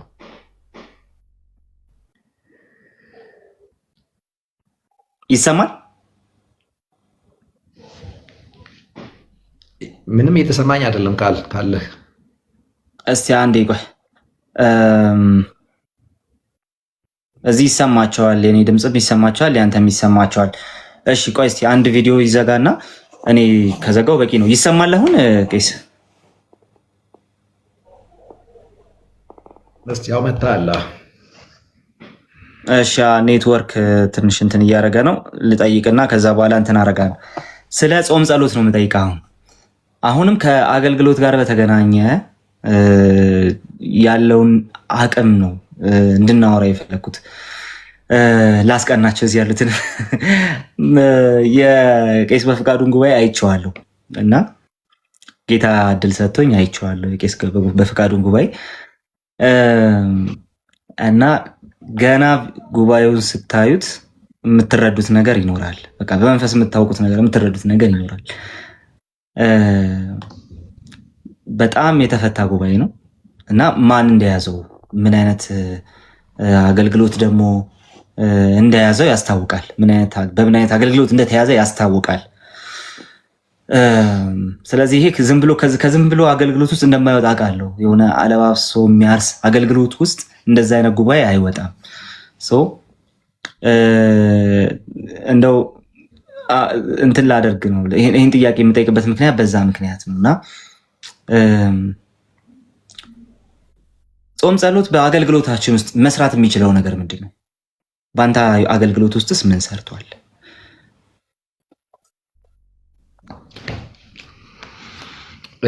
የሚገርምህ ነገር ከጠዋቱ ብጀምር እዛው ገና ልጆች እያለን ራሱ የእምነቱ አንድ አካል አድርገን ነበር የወሰድነው ይሄ ጾም ጸሎት የሚባለውን ነገር እና እንዳልኩ ጸሎት የሚወድ አባት ጋር ያደገ ነው። ትልቁ እድል ነው ብዬ የማስበው ጸሎት በሚወዱ ሰዎች እጅ ፈርስት ኮንታክት በእነሱ እጅ ላይ እስከሆነ መጀመሪያ የሚያገኝ ሰው ጥሎብህ የሚያልፈው ልምምድ በጣም ወሳኝነት አለው። በዛ ባለሙያ ላይ ምናልባት እዚህ ውስጥም ካላችሁ እንግዲህ ያው በኮመንት እውነትነቱን ማስረዳት ትችላላችሁ። ምን አለ መሰለ በወር ውስጥ ምዕመናን 3 ቀን ይጾማሉ። አርብ ይገባለን፣ እሁድ ነው አምልከን የምንለያየው። ምዕመን ብቻ ማለት ነው። ኳየሩ በወር ውስጥ 3 ቀን አለው። ሽማግሌዎች 3 ቀን አላቸው። ዲያቆናት 3 ቀን አላቸው። ብቻ በማንኛውም የአገልግሎት ዘርፍ ውስጥ በወር ውስጥ 3 ቀን የጾም ጸሎት ጊዜ አለ። በቁጥር ትንሽ ስለሆነ አንዳንድ ጊዜ 2 እና 3 አገልጋይነት ደርበት ይዛል። አንዳንዶች ሽማግሌም ናቸው፣ ጸሎት ጓድም ናቸው፣ እንደገና ምዕመንም ናቸው። አንዳንዶች ኳየር ናቸው፣ እንደገና ጸሎት ጓድ ናቸው፣ እንደገና ምዕመን ናቸው። እንደ ምዕመን 3 ቀን ያገኘሃል። እንደገና ደግሞ እንደ አገልጋይ 3 ቀን ይደግመሃል። ማነው እንደ ኳየር ይደግመሃል። እንደገና ደግሞ እንደ ጸሎት ጓድ ብቻ ህይወታችን በእግዚአብሔር ፊት መሆንን ኢዝሊ እንድንለምደው አድርገውናል እና ያ ነገር አሁን ለምሳሌ እንጸልያለን ብለህ መናፍስት እንቃወማለን ብለህ ምናምን አይደለም ያኔ የራሱ መንፈስ የሚወድቀው። በቃ ማንም ፕሮግራም ይምራ ገና መዘመር ሲጀመር ካጠገብህ ነው የሚወድቀው። በቃ ኖርማል ነገር ነው ይሄ። ማንም እዛው አጠገቡ ያለ በቃ ያስወጣዋል። ሰዎች በመንፈስ ቅዱስ ይሞላሉ። እንደውም አስታውሳለሁ በቸርቻችን ያኔ ማስታወቂያ ይነገር የነበረው ባካችሁ ምንድነው ሰዎች ይነካሉ፣ በመንፈስ ያለቅሳሉ እና ባካችሁ ሶፍት ተጠቀሙ እንደዚህ ምንድነው እስኪባል ድረስ ማለት ነው። አልቃሻ ጉባኤ ነበረ እና ገና ስትገባ ይወራሃል፣ ይታወቃል። የመንፈስ ቅዱስ መገኘት የራሱ ግቢ ውስጥ እንደው እንግዲህ ያው ወንድሞች ካሉ ይህንን እውነትነቱን ባይዘዋይ አለሚያ ስለሆነ ማረጋገጥ ትችላላችሁ ደውላችሁ ማውራውን ነገር ሁሉና አንዳንዴ የማናቃቸው አእምሮአቸውን የሳቱ ሰዎች ግቢ ውስጥ ይገኛሉ እና ጸልይ መንፈሱ ከወጣ በኋላ ከየት ነው የመጣሁት ይላሉ። ማን ያመጣኝ እዚህ ይላሉ። አንዳንዶቹ ከ100 ኪሎ ሜትር ርቀት ላይ ካለ ሀገር ላይ እንደመጡ ነፃ ከወጡ በኋላ ነው የሚነግሩን እና ራሱ መንፈስ ቅዱስ ያንቀሳቀሳቸው ነበረ። እንደውም ወደ ገበያ የሚካሄደው በዛ በኛ ቸርች በኩል ነበር እና አንዳንዶች ለገበያ የሚሄዱ ከገጠር የመጡ ሰዎች ይወድቁ ነበር እና በኦሮምኛ ገንደ ሸይጣና ብለውት ነበር። ራሱ ሰፈሩን የሰይጣን ሰፈር ብለውት ማለት መንገድ እስኪቀይሩ ድረስ ማለት ነው። እና አንዳንዴ መገኘቱ አካባቢን ሁሉ ይገዛል። በቃ ይሄ ያየሁት ነገር ነው። ይሄ ተመራምረን ያመጣ ነው አይደለም። በቃ ሲሆን ያየነው ነገር ነው። ያ ነገር እስካሁን ድረስ አለ። አሁንም መተባገለገልክበት ቤተክርስቲያናችን ውስጥ ብዙ ጊዜ ቲክቶክ ላይ ምንድነው ፌስቡክ ላይ እንለጥፋለን። ደብረ ዘይት በየ2 ወሩ እንዳለ ምዕመኑ ይገባል ለ3 ቀን አሁንም ማለት ነው። እዚህ አዲስ አበባ ያየኸው ጉባኤ በየ2 ወሩ ይሄዳል ደብረ ዘይት ላይ ሰላም ሎጅ ኤደን ሎጅ ላይ አዳራሹን እንይዛለን። እንዳለን ጠቅሎን ልጆቻችን ሁሉ አብረው ነው የሚገቡት። በእግዚአብሔር ፊት እናሳልፋለን። ከዛ በኋላ ነው የምንወጣው እና ምዕመኑ ይናፍቀዋል። እንደውም በአሁኑ አንድ ወር አለፈ፣ ሶስተኛው ወር አለፈን እና ኮምፕሌን እየመጣ ነው። ያ ነገር እንዴት ነው አለፈ እኮ ምናምን እየተባለ ነው ያለው እና ይሄ በጣም ወሳኝ ነው። አንደኛ በጾም ጸሎት በፊቱ በሆንክ ቁጥር እሱ መፈለግህን በጣም ደካማ ያለሱ ምንም እንደሆንክ የምትገልጥበት አንዱ መንገድ እሱ ነው። እንደሚያስፈልግህ የምትገልጥበት አንዱ መንገድ እሱ ነው እና መፈለጉን ሰማይ ያያል እዛ ቦታ ላይ። አሁንም የእሱ ጥገኛ መሆናችንን የምንገልጥበት ያለሱ ምንም እንደሆንን እንድናስብ የሚረዳን ቦታ ያ የጾም ጸሎት ህይወት ነው። በቆያችሁ ቁጥር በጾም ጸሎት በቆያችሁ ቁጥር እየተነቃቃችሁ ነው የምትመጡት። የመጀመሪያው ቀን ነው ትንሽ የሚደክማችሁ ረሃቡ የሚሰማችሁ። ከዛ በኋላ በቃ ባላለቀ ነው የምትሉት። እየነደዳችሁ ነው የምትሄዱት እና እኔ ይህንን ነገር ባይዘው ወይ ኃይል የምትካፈሉበት ቦታ፣ መንፈሳችሁን የምታድሱበት ቦታ ስለሚታወቅ ጠላት በጣም ያጠቀዋል። ከህይወታችን ከተወሰደ የሚወሰደው ለእግዚአብሔር ጋር ያለንን የክብር ቦታና እንደገና ደግሞ በቤተክርስቲያን ውስጥ ታማኝ ሆኖ የመኖርን መፍቀድን እሱ ይመታል። ኢናዲሽን ደግሞ በእግዚአብሔር ፊት በጾም ጸሎት የመቆየት ዓለማችን ይጠቃል። ለምን? ሰይጣን ያውቀዋል። እዛ ጋ ያለውን እዛ ጋ የተቀመጠልንን እድልና ስኬት ስለሚያውቀው እነዚህ ቦታዎቻችን በጣም ጥንቃቄን የሚጠይቁ በትኩረት የሚናፈቁ ሊሆኑ ይገባል። ምናልባት እንግዲህ ጥር ውስጥ ስለምናደርግ እግረ መንገድ እንግዲህ ጋብዣችኋለሁ። በእርግጥ እንለቃለን። ከኛ ጋር አብራችሁ መሆን የምትፈልጉ ካላችሁ በዚህ ስልክ አግኙን እንላለን። በቃ ምንም ተሰብስበን ሄደን ጸልየን መምጣት ነው። ምንም ሌላ ወጪ የለብንም እና የራሱ ስፒሪቱን ታየዋለህ። እኛ ጋር የሌሉ በዛን ቀን ብቻ ደውለው ከኛ ጋር የሚያሳልፉ ሁሉ ሰዎች አሉ እስካሁን ድረስ ማለት ነው። እና ይሄ ነገር አልተቋረጠም። በህይወታችን ሁሌ እናደርገዋለን። በጣም አስፈላጊ ነገር ነው።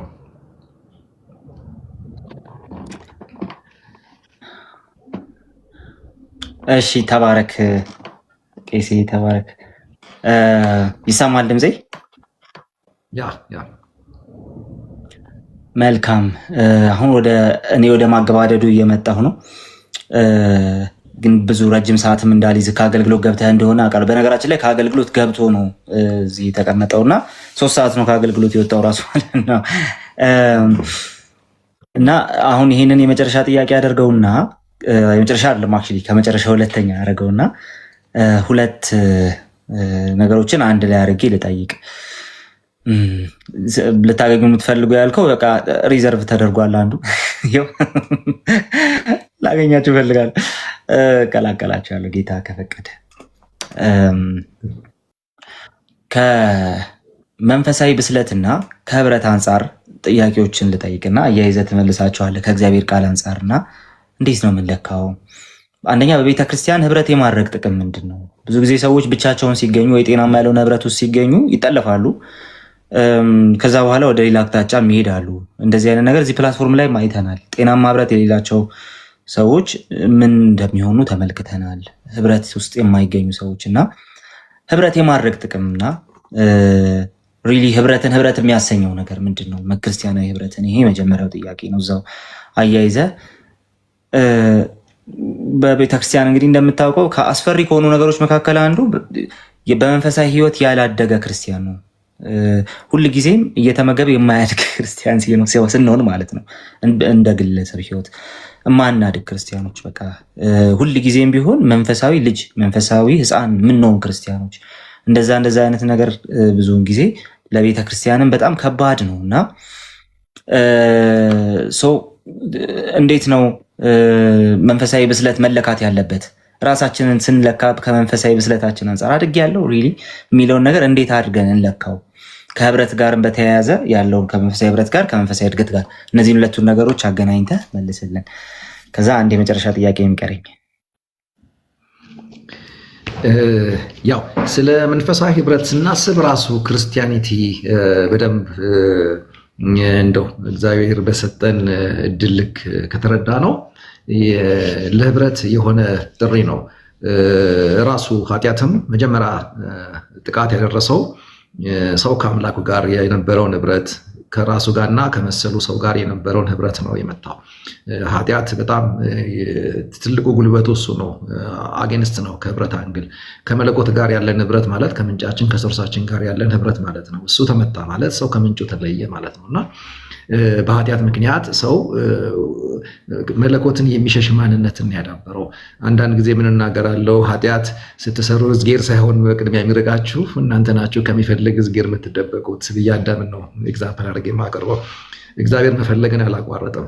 በእዝጌር ይፈለጋል፣ ተፈላጊ ሰው ግን ከፈላጊው እግዚአብሔር ይሸሽ ነበር እና ይህ አንዱ የኃጢአት ተጽዕኖ ነው።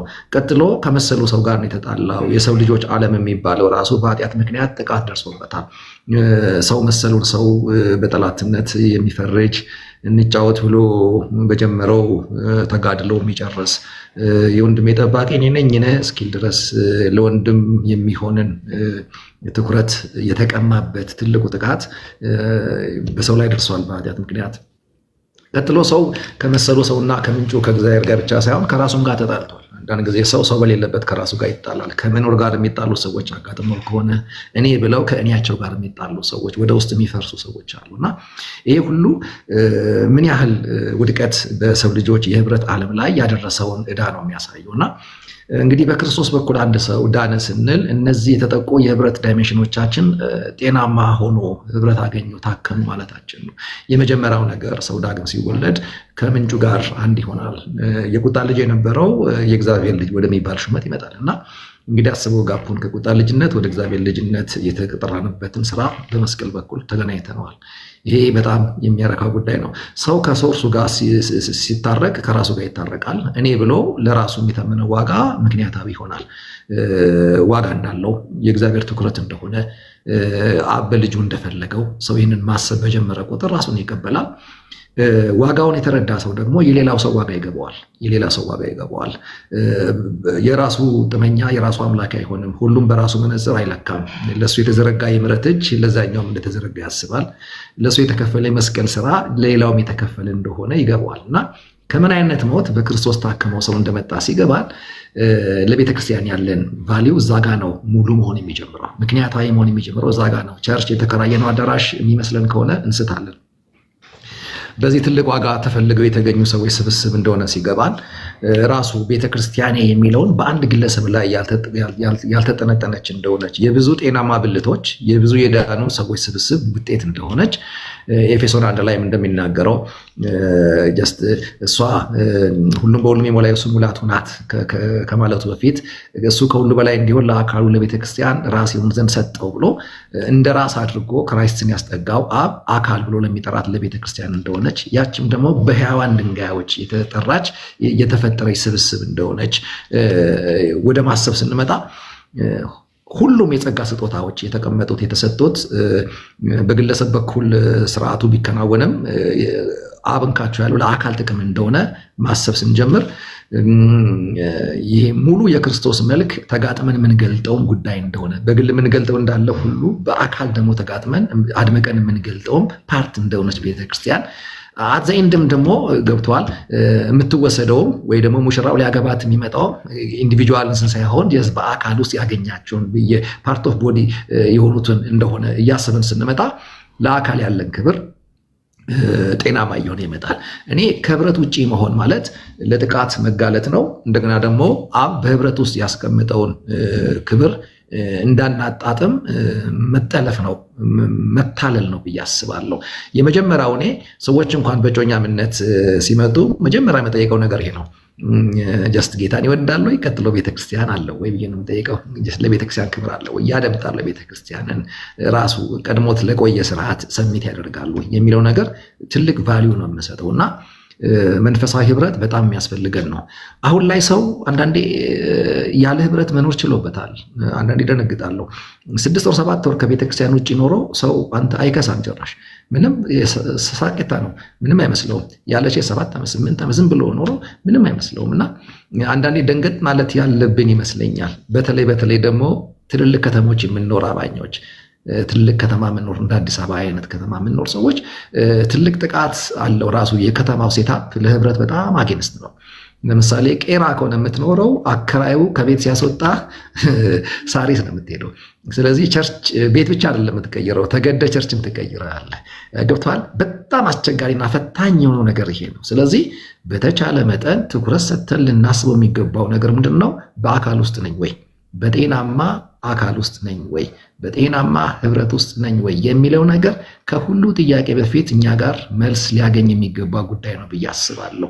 በቃ ሰው ቤተክርስቲያን አለኝ፣ ህብረት አለኝ፣ ስለኔ የሚመለከታት ቤተክርስቲያን አለኝ ማለትን መልስ ሊያገኝለት ይገባል ብዬ አስባለሁ እና ከህብረት መራቅ ከአንድ ግቢ መራቅ አይደለም። መንፈሳዊ አቅርቦቶች እዛ ቦታ ላይ አሉ። እነዚህን ሁሉ ሉዝ ማድረግን ጭምር የሚያካትት ነው። ለጥቃትም እንደገና ለመዘናጋትም እድል ይሰጣል። በራሱ ወጥቶ የሚገባ ማንነት በጣም አደጋ አለው እና ህብረት ማለት ጸጋን የምትካፈልበት ብቻ ሳይሆን የምታካፍልበትን ቦታ ነው። አንዳንዴ በህብረታችሁ ውስጥ የሚጠቅም ነገር ካጣችሁ ለመጥቀም ሂዱ። ሁሌ ለመጠቀም ብቻ አይደለም፣ በቃ የምጠቀመው እንኳን ባይኖር እጠቅማለሁ በሚል ምክንያቱም ሁሉም የተሰጠውን ሲያዋጣ ስለሆነ ሙሉ የሚሆነው ለመጥቀም ጭምር መሄድንም አብሮ ማሰብ በጣም አስፈላጊ ነው ብዬ አስባለሁ። ለዚህ እንግዲህ ሌላኛው ትልቁ ብቃት ቅድም ያልከው መንፈሳዊ ብስለት ትልቅ ሚና ይጫወታል። እዚህ ላይ ሰው እየበሰለ በመጣ ቁጥር የቤተክርስቲያን ልኳንም አብሮ እያወቀ ነው የሚመጣው። መብሰል አንዱ በዛ ነው የሚለካው ብዬ አስባለሁ። ጌታን ይወዳል፣ እንደገና ደግሞ የጌታ የሆኑትን ይወዳል፣ ቀጥሎ ደግሞ ኃላፊነቱን ይወጣል። መንፈሳዊ ብስለት በጣም ሜጀር የሚደረግ ነገር ነው። ምክንያቱም ህይወት ካለ አብሮት እድገት አለ። እድገት ደግሞ በመልክ ይታያል፣ ባህሪያችን ላይ በሚያመጣው ለውጥ ይታያል፣ ንግግራችን ላይ በሚያመጣው መቆጠብ ይታያል፣ ትዕግስታችን ላይ ይታያል፣ ኃላፊነት መውሰዳችን ላይ ይታያል። ስለዚህ መንፈሳዊ ብስለት በጣም ከህብረት ጋር በጣም የሚያያዙ ናቸው። የምንበስልበትን ቦታ ነው ብዬ አስባለሁ። ህብረት የሚያስፈልገን ሁሉ አቅርቦት እግዚአብሔር የዘረጋበትን ቦታ ህብረት ስለሆነ ኤፌሶ ምዕራፍ 4 ላይ በጣም የተሞገት ነው። ለዛ ነው በህብረት ውስጥ አንድነትን ለመጠበቅ የመንፈስን አንድነት ለመጠበቅ ተጠይቀናል። በተጠራችሁበት መጠራት እንደሚገባ ትመላለሱ ዘንድ እለምናችኋለሁ ተብለን ስለ ህብረት ተለምነናል እና እነዚህ ሁሉ የሚያሳዩን በህብረት ውስጥ አንድ አማኝ የሚጫወተውን በጣም ትልቅ ሚና የሚያስረዱ ቦታዎች መሆናቸውን የሚያሳየው። እንግዲህ መንፈሳዊ ብስለት ያው ከዳግም ልደት የሚጀምር ነው። ምክንያቱም በዳግም ልደት ህይወቱ ካልተዘራብህ ያንን መልክ ልትገልጠው አትችልም። መጀመሪያ ህያውነት ይቀድማል። በጤናማ ወንጌል፣ በጤናማ ትምህርት ሰዎች ዳግም ከተወለዱበት ጊዜ ጀምሮ ያው እንግዲህ የቃሉን ወተት እያልን በየደረጃቸው የማይበጣጠስ የማይቆራረጥ በዓላማና በእቅድ የምንሰራው ስራ ውጤት ነው ብዬ አስባለሁ። ለዚህም ህብረት ያስፈልጋል። በደረጃችን የተከታተለ የተመጣጠነ መንፈሳዊ እድገት ጋር እንድንደርስ የሚመግበን መጋቢ ስር ከሌለን መንፈሳዊ ብስለትን እናጠዋለን። ብስለት አሜን ለሚል ይሁንለት ብለን የምንገባበት ዘሎ አሜን ለሚል ይሁንለት ብለን ዘለን የምንፈናጠጠው ነገር አይደለም። የታሰበበት የታለመበት መንፈሳዊ አቅርቦትን በመካፈል የምንገናኘው ሪዛልት ስለሆነ ለዚህ ሁሉ ህብረት ትልቅ ሚና አለው ብዬ አስባለሁ። እንግዲህ ያው ከብዙ በትንሹ እንደው አነስ አድርጌ ተባረክልኝ። ተባረክ። ዛሬ እንደዚሁ እንደው ያንተን ሀሳብ እየጠየቅን አለን እንጂ ከዚህ በኋላም እንደምታስተምረን ተስፋ አደርጋለሁ። እዚሁ ደግሞ ተገናኝተን በአንድ ርዕስ ላይ አንድ ስፔሲፊክ ርዕስ ላይ እየደጋገምክ እንደዚህ ብታስተምረን በጣም ደስ ይለኛልና እዚሁ አሁን ከቀጣዩ ጥያቄ ጋር ቃል ትገባልናል። ቀጣዩ ጥያቄ ምንድን ነው? ከዛ በኋላ እንደው የተወሰኑ ሰዎች ሊያገኙ ከፈለጉ ሊያወሩ ከፈለጉ ምናልባት እናውቀዋለን የሚሉ ሰዎችን እያየሁ ስለሆነ ከፈለጉና እንደው እዚህ ያሉ ሰዎችም ሳያደክሙ እንደው አንድ ጥያቄ በአንድ ደቂቃ የምትመልሳት ጥያቄ ካላቸው መቀበል የምትችልና አንተ እዛ አቅም ላይ ካለ ከአገልግሎት ገብተህ ስለሆነ ማለት ነው እሱን ትንላለን። ግን እኔ በዚህ ልጨርስ ከኔና ከዛ መጨረሻ ስንዘጋ ጸልየህልን ትጨርሳለህና ግን ይህን ጥያቄ ልጠይቅ መጠየቅ ሳይሆን አንድ ነገር ልታደርግ ልነግርህ ነው። ምከረን እስቲ። እዚህ ቅድም ብያለሁ፣ እዚህ ፕላትፎርም ላይ ያለነው አገልግሎት ነው ብለን ነው። በግሌ አገልግሎት ካልሆነ ምንም አልሰራም። የሆነ የድመት ቪዲዮ ምናምን እያየህ መዋል ይቻላል።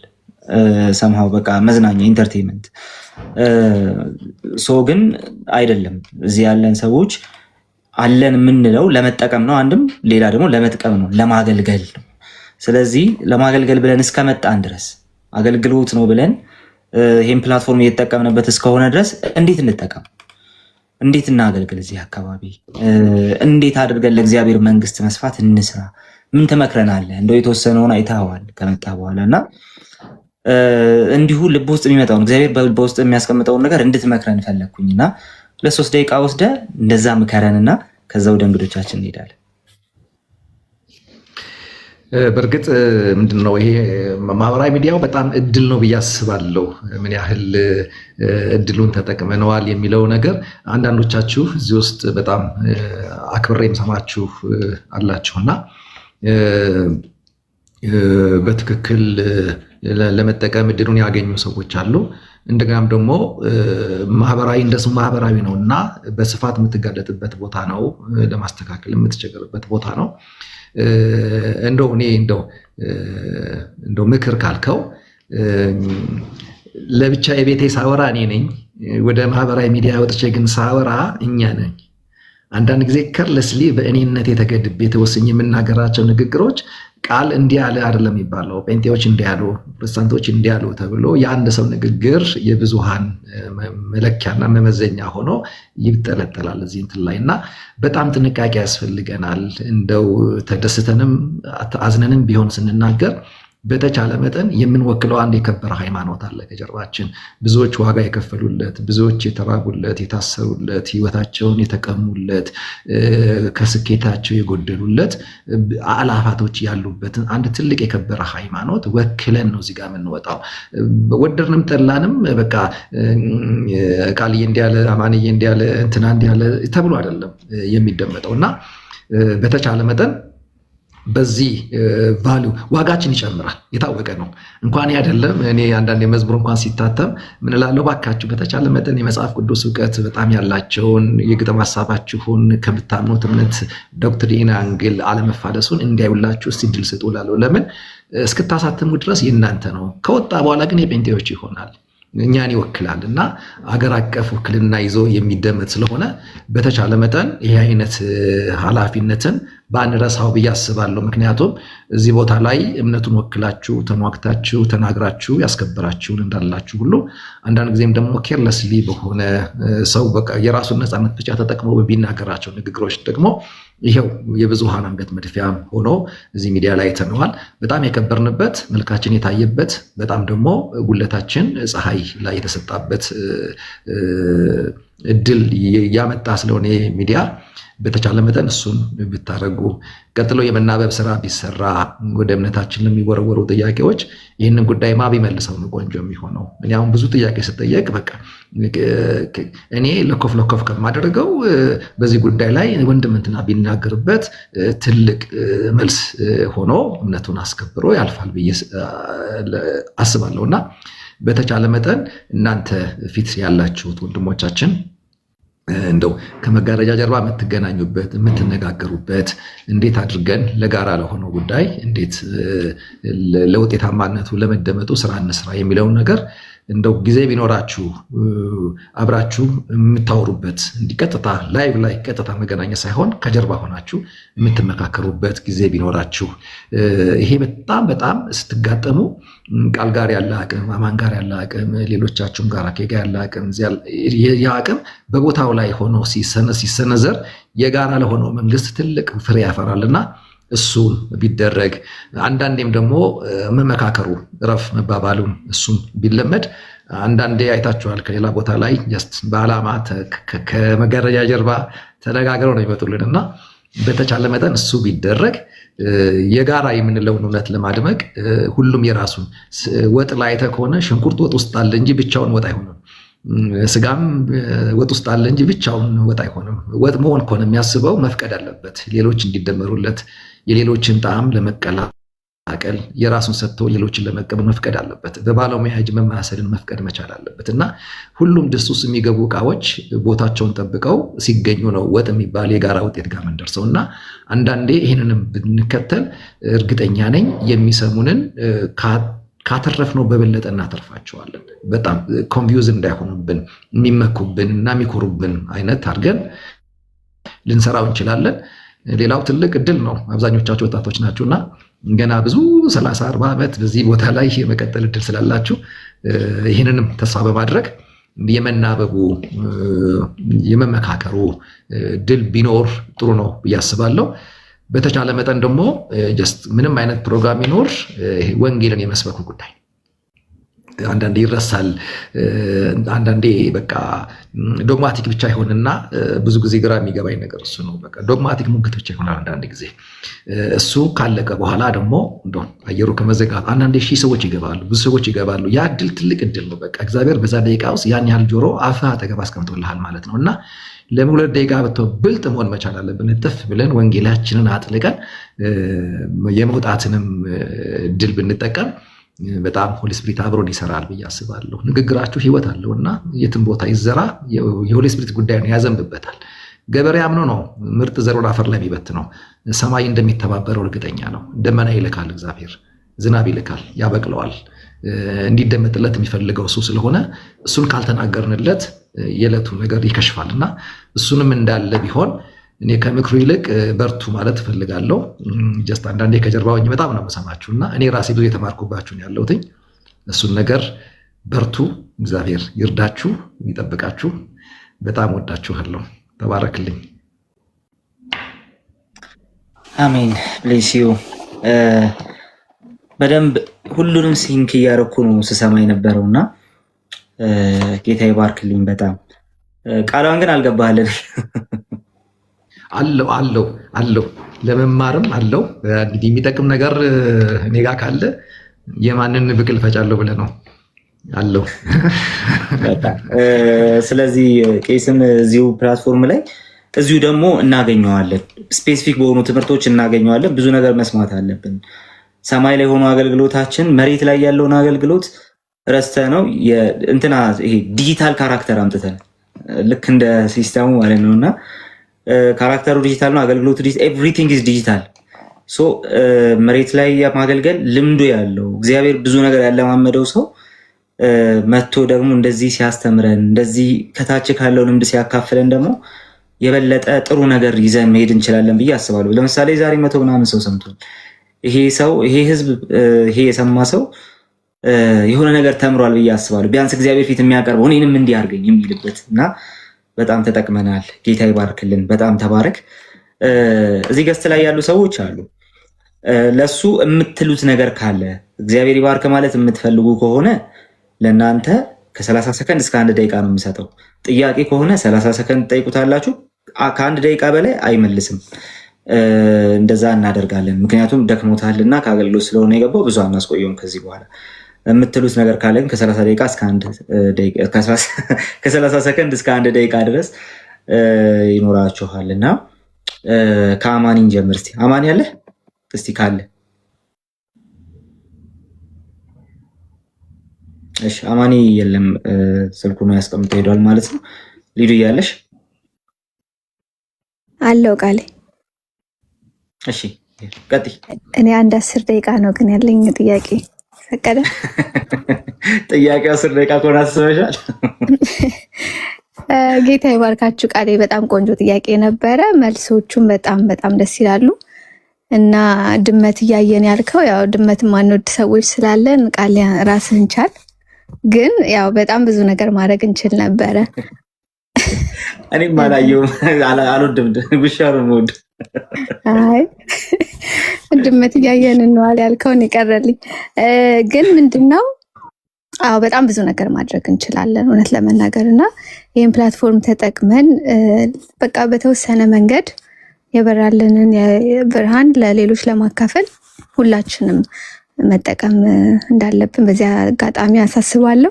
እና ቄስ በፈቃዱ በጣም በጣም በጣም ጌታ ይባርክህ። አንቱ ማለት ብዙ አልችልም። አንቱ ብዬ ጀምሬ መሀል ላይ አንተ ማለት ስለማይቀር ጌታ ይባርክህ በእውነት በጣም በጣም ከዚህ በፊትም በተለያዩ ሆት ቶፒኮች ላይ ውይይቶች ላይ ነገሮችን ስታበርድ ስታረጋጋ የቤተክርስቲያንን አንድነትን ለመጠበቅ ያደረግከውን ጥረቶች በጣም ብዙ አስተውለናል። ስለዛ እንዳንተ አይነት ሰዎች እዚህ ፕላትፎርም ላይ ይብዙልን እንላለን። ዛሬ የተናገርከው ነገር በሙሉ በጣም ብዙ ተጠቅመንበታል። የአሕዛብ አገልጋይ የሆነው ጳውሎስ ተብሎ ሮሜ 15 ላይ እንደተጻፈው ማለት ነው። ይህም የሆነው በእግዚአብሔር መንፈስ ኃይል በምልክቶችና በታምራት ነበር እና በዚህም ሁኔታ ከኢየሩሳሌም እስከ ኢልዋሪቆን ምናምን ድረስ ብቻ የክርስቶስን ወንጌል ፈጽሜ ሰብኬያለሁ ይላል እና እንደዛ አይነት የወንጌልን ስርጭት ለማድረግ ላይክ ሁሉም ሰው እንደዛ ተሰጥቶታል። ያ ነው የኔ ጥያቄ። ሁሉም ሰው በመንፈስ ቅዱስ ኃይል በምልክቶችና በታምራት ወንጌልን መስበክ ይችላል ወይ? አዎ ከሆነ መልስ ደግሞ እንዴት ነው በረከትህ የሚያድርብን የሚለው ጥያቄ እንድትመልስልኝ ነው። በጣም ጌታ ይባርክህ። ኤንድ ኦልሶ ፎሎ አስደርጉት ብለውኛል። ሶሪ ቃል ነው ከአንድ ደቂቃ በላይ ወሰድኩ። ግን 148 ሰዎች እዚህ ያላችሁ ሬቨረንድ በፈቃዱ ቦረና የሚለውን አካውንት ፎሎ እያደረጋችሁ አዳምጡ። ሊዲ ተባረኪ። ጌታ ኢየሱስ ባርክሽ። እኔ የምንድን ነው ከወንጌል አንግል የቤተ ክርስቲያንን ሴታፕ እና የተልእኮዋን ባህሪ አብሮ ማየት በጣም አስፈላጊ ነው ብዬ አስባለሁ። የቤተ ክርስቲያን ባህሪ አንዳንዱ ባህሪዋ ወደ ውጭ የመሄድ ጨለማውን የመድፈር ብርሃኗን ይዛ ወደ ውጭ ለምርኮ ለትግል መንቀሳቀስ የሚባል አንድ ፓርት አለው። ሁለት ደግሞ በእውነቷና በትምህርቷ ማርካ ደግሞ ያግመጣቻቸውን ደግሞ አስገብቶ ተቀምጦ ወደ ውስጥ ደግሞ መስራት የሚባል ነገር አላት እና ወደ ውጭ የምትሰራው የስራ አይነት አላት፣ ወደ ውስጥ ደግሞ የምትሰራው የስራ አይነት አላት። ለመውለድ ወደ ውጭ ትወጣለች፣ የወለደቻቸውን ለማሳደግ ደግሞ ወደ ውስጥ ትሰራለች። ስለዚህ እንደ ስራው ባህሪ የተጠሩ ሰዎች አሉ። ወደ ውጭ የሚገፉ ሰዎች አሉ። እነሱ አይነት ሰዎች ራሱ የጸጋው ባህሪ ነው የሚገፋቸው። ስፔሻሊ ሐዋርያዊ እና ከወንጌል ጥሪ አንግል ኃላፊነት የተሰጣቸው ጸጋ የተሰጣቸው ሰዎች ውጭውን የመድፈር ጉልበት አላቸው፣ ጨለማውን የመድፈር ጉልበት አላቸው እና ትግላቸው ምርኮን ለመካፈል ስለሆነ ኃይለኛውን የመተናነቅ ምርኮን እስኪካፈሉ ድረስ የማሰር የሚባል አብሮት ራሱ ተልእኮ የሚፈልገው አቅርቦት ስላለ ቃሉን በግልጽነት በተናገሩ ቁጥር የቃሉ ባለቤት የመደመጥ እድል እንዲያገኙ ታምራቶችን ያደርጋል። ባይዘወይ ታምራት ሁልጊዜ እግዚአብሔር ስራ በተባለ ቁጥር የሚሰራው ስራ አይደለም። ክርስቶስን ለመግለጥ የሰዎችን ልብ ለሚሰሙት ወንጌል ለመክፈት የሚጠቀምበት አንዱ ምልክት ነው። አንዳንድ ሐዋርያት በየቀኑ ታምራት ሲያደርጉ የዋሉና ያደሩ ይመስለናል እና እንደዛ አይደለም እና ይህንን አብሮ ማየት ያስፈልጋል። ይሄ ራሱ የጸጋው አይነት ነው። ወደ ውጭ ስንሄድ ሰው እንኳን ወደ ውጭ ሲሄድ ስንቅ ሰንቆ ነው የሚሄደው እና ከኃይል ጋር ብዙ ጊዜ የኃይል አገልግሎቶች ምርኮን ለመማረክ ዓላማ ላደረጉ የጸጋ መንገዶች ሰማይ ራሱን የሚቀላቅልባቸው አንዱ መንገዶች ናቸው እና ይሄ እንደ ጸጋው አይነት ነው። እንደገና ደግሞ አሁን እረኞች ምንድነው መጋቢዎች፣ አስተማሪዎች ደግሞ ሲሆኑ በአብዛኛው ወደ ውስጥ የመስራትን ስራ ነው። አማኞችን በእውቀት የማሳደግ ህይወታቸውን የመከታተል የአባትነት ልብን እነሱ ጋር እናገኛለን። ሰዎችን ምግባቸውን የማዘጋጀትን ስራ እና እያንዳንዱ ስራ ለሚወጣውም ውስጥ ለሚሰራውም ጸጋውን የሚሰጠው መንፈስ ቅዱስ ነው። ሁሉም አይነት አገልግሎት ለአካሉ እኩል ጥቅም አለው፣ እኩል በጸጋ ይታገዛል። የሁሉም ስራ ባለቤት ስራው በሰው ቢሰራ በሰው ውስጥ የሚሰራው ግን ራሱ እግዚአብሔር ነውና የሚወጡ ሰዎች ከሆኑ ሆሊ ስፒሪት አብሯቸው ይወጣል። እኔ ያየሁት ነገር እሱ ነው። ለሚያስተምሩም እግዚአብሔር እውቀትን ይሰጣል እና እንደ ጸጋው አይነት ነው። አሁን ኤፌሶን ላይ ያለውንም ስንመለከት 5 አይነት የጸጋ አይነቶችን ለሰዎች ሰጥቶ ሰዎቹን ለቤተክርስቲያን እንደሰጠ ሐዋርያ ጳውሎስ ይናገራል እና ዓላማቸው ምንድን ነው ስንል የእግዚአብሔር ልጅ በማወቅና በማመን ወደሚገኝ አንድነት ያደርሱን ዘንድ ይላል እና ሰፊ ነው ፕሮጀክቱን። የእግዚአብሔር ልጅ በማመንና በማወቅ ወደሚገኝ ሲል ለእውቀት የሚሆን ስራ እዛ ውስጥ እንመለከታለን። ያን ያወቁትን ወደ እምነት እንዲያመጡ የሚያግዝን ኃይል እናገኛለን። ቀጥሎ ደግሞ የመጡትን ወደ አንድነት የማድረስንም ደግሞ ቀጣይ ተያያዥ ስራ አብሮ በዛ ጸጋ ውስጥ እንመለከታለን እና ሁሉም ነገር በጸጋ የሚሰራ ነው። ሁሉም ጸጋ እኩል ጠቃሚ ነው፣ እኩል አስፈላጊ ነው፣ እኩል ሊከበር፣ እኩል ሊናፈቅ፣ እኩል ልንመኘው ይገባል ብዬ አስባለሁ። ይህን ያህል እንደው በድፍኑ ባወራው ይሻላል። ዋናው የቱ ጋር ነው የጠራኝ የሚለውን ነገር ማወቁ፣ ለዛ የሚያስፈልገውን ደግሞ መታጠቁ የሁላችን መሻት ሊሆን ይገባዋል ብዬ አስባለሁ። መርጠን ምን ሆነው አይደለም፣ ራሱ ላኪው ፈልጎ ወደኛ የሚያስጠጋው ስለሆነ በሁሉም አቅጣጫ ላይ መርካትንና ልቡን ጌታ ይሰጠናል። ለሚወጡ ተቀምጠው ለሚሰሩም ሰዎች እንደዛ ብናየው ጥሩ ነው። ሊድ ሌሲዮ ሊዱ ተመለሰ። በጣም ቴንኪዩ ጌታ ይባርክ። አሜን። እሺ እስቲ ቄስን ፎሎ ያደረጋችሁ ሰዎች አንደኛ ፎሎ ያደረጋችሁት ሂዱና ፎሎ አድርጋችሁት ተመለሱ። እንደነዚህ አይነት ሰዎችን ላይቭ ሲገቡ በቃ ተሰብስበን ቁጭ ብለን መማር ምናምን ያስፈልጋልና ስለዚህ ለዛ እንዲመቸን ማለት ነውና ፎሎ ያደረጋችሁት ሰዎች እያየው ነው፣ ተባረኩ። ያላረጋችሁ ደግሞ አድርጉት። አኬ ያለ ዌልካም፣ እንኳን ደህና መጣ አኬ።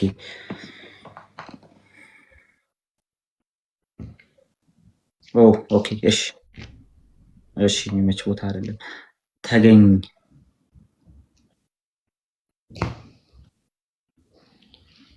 ገስት ሪኩዌስት ላይ በጣም ብዙ ሰው እሺ፣ ገስት ሪኩዌስት ላይ በጣም ብዙ ሰው እያየው ነው። እንደዚህ ላድርግ፣ ቄስ በፈቃዱን የምታውቁትና ከዚህ በፊት አገልግሎቱ ላይ የምታውቁት ሰዎች ብቻ፣ እናንተ ሰዎች ብቻ አንድ ቁጥር ጻፉ።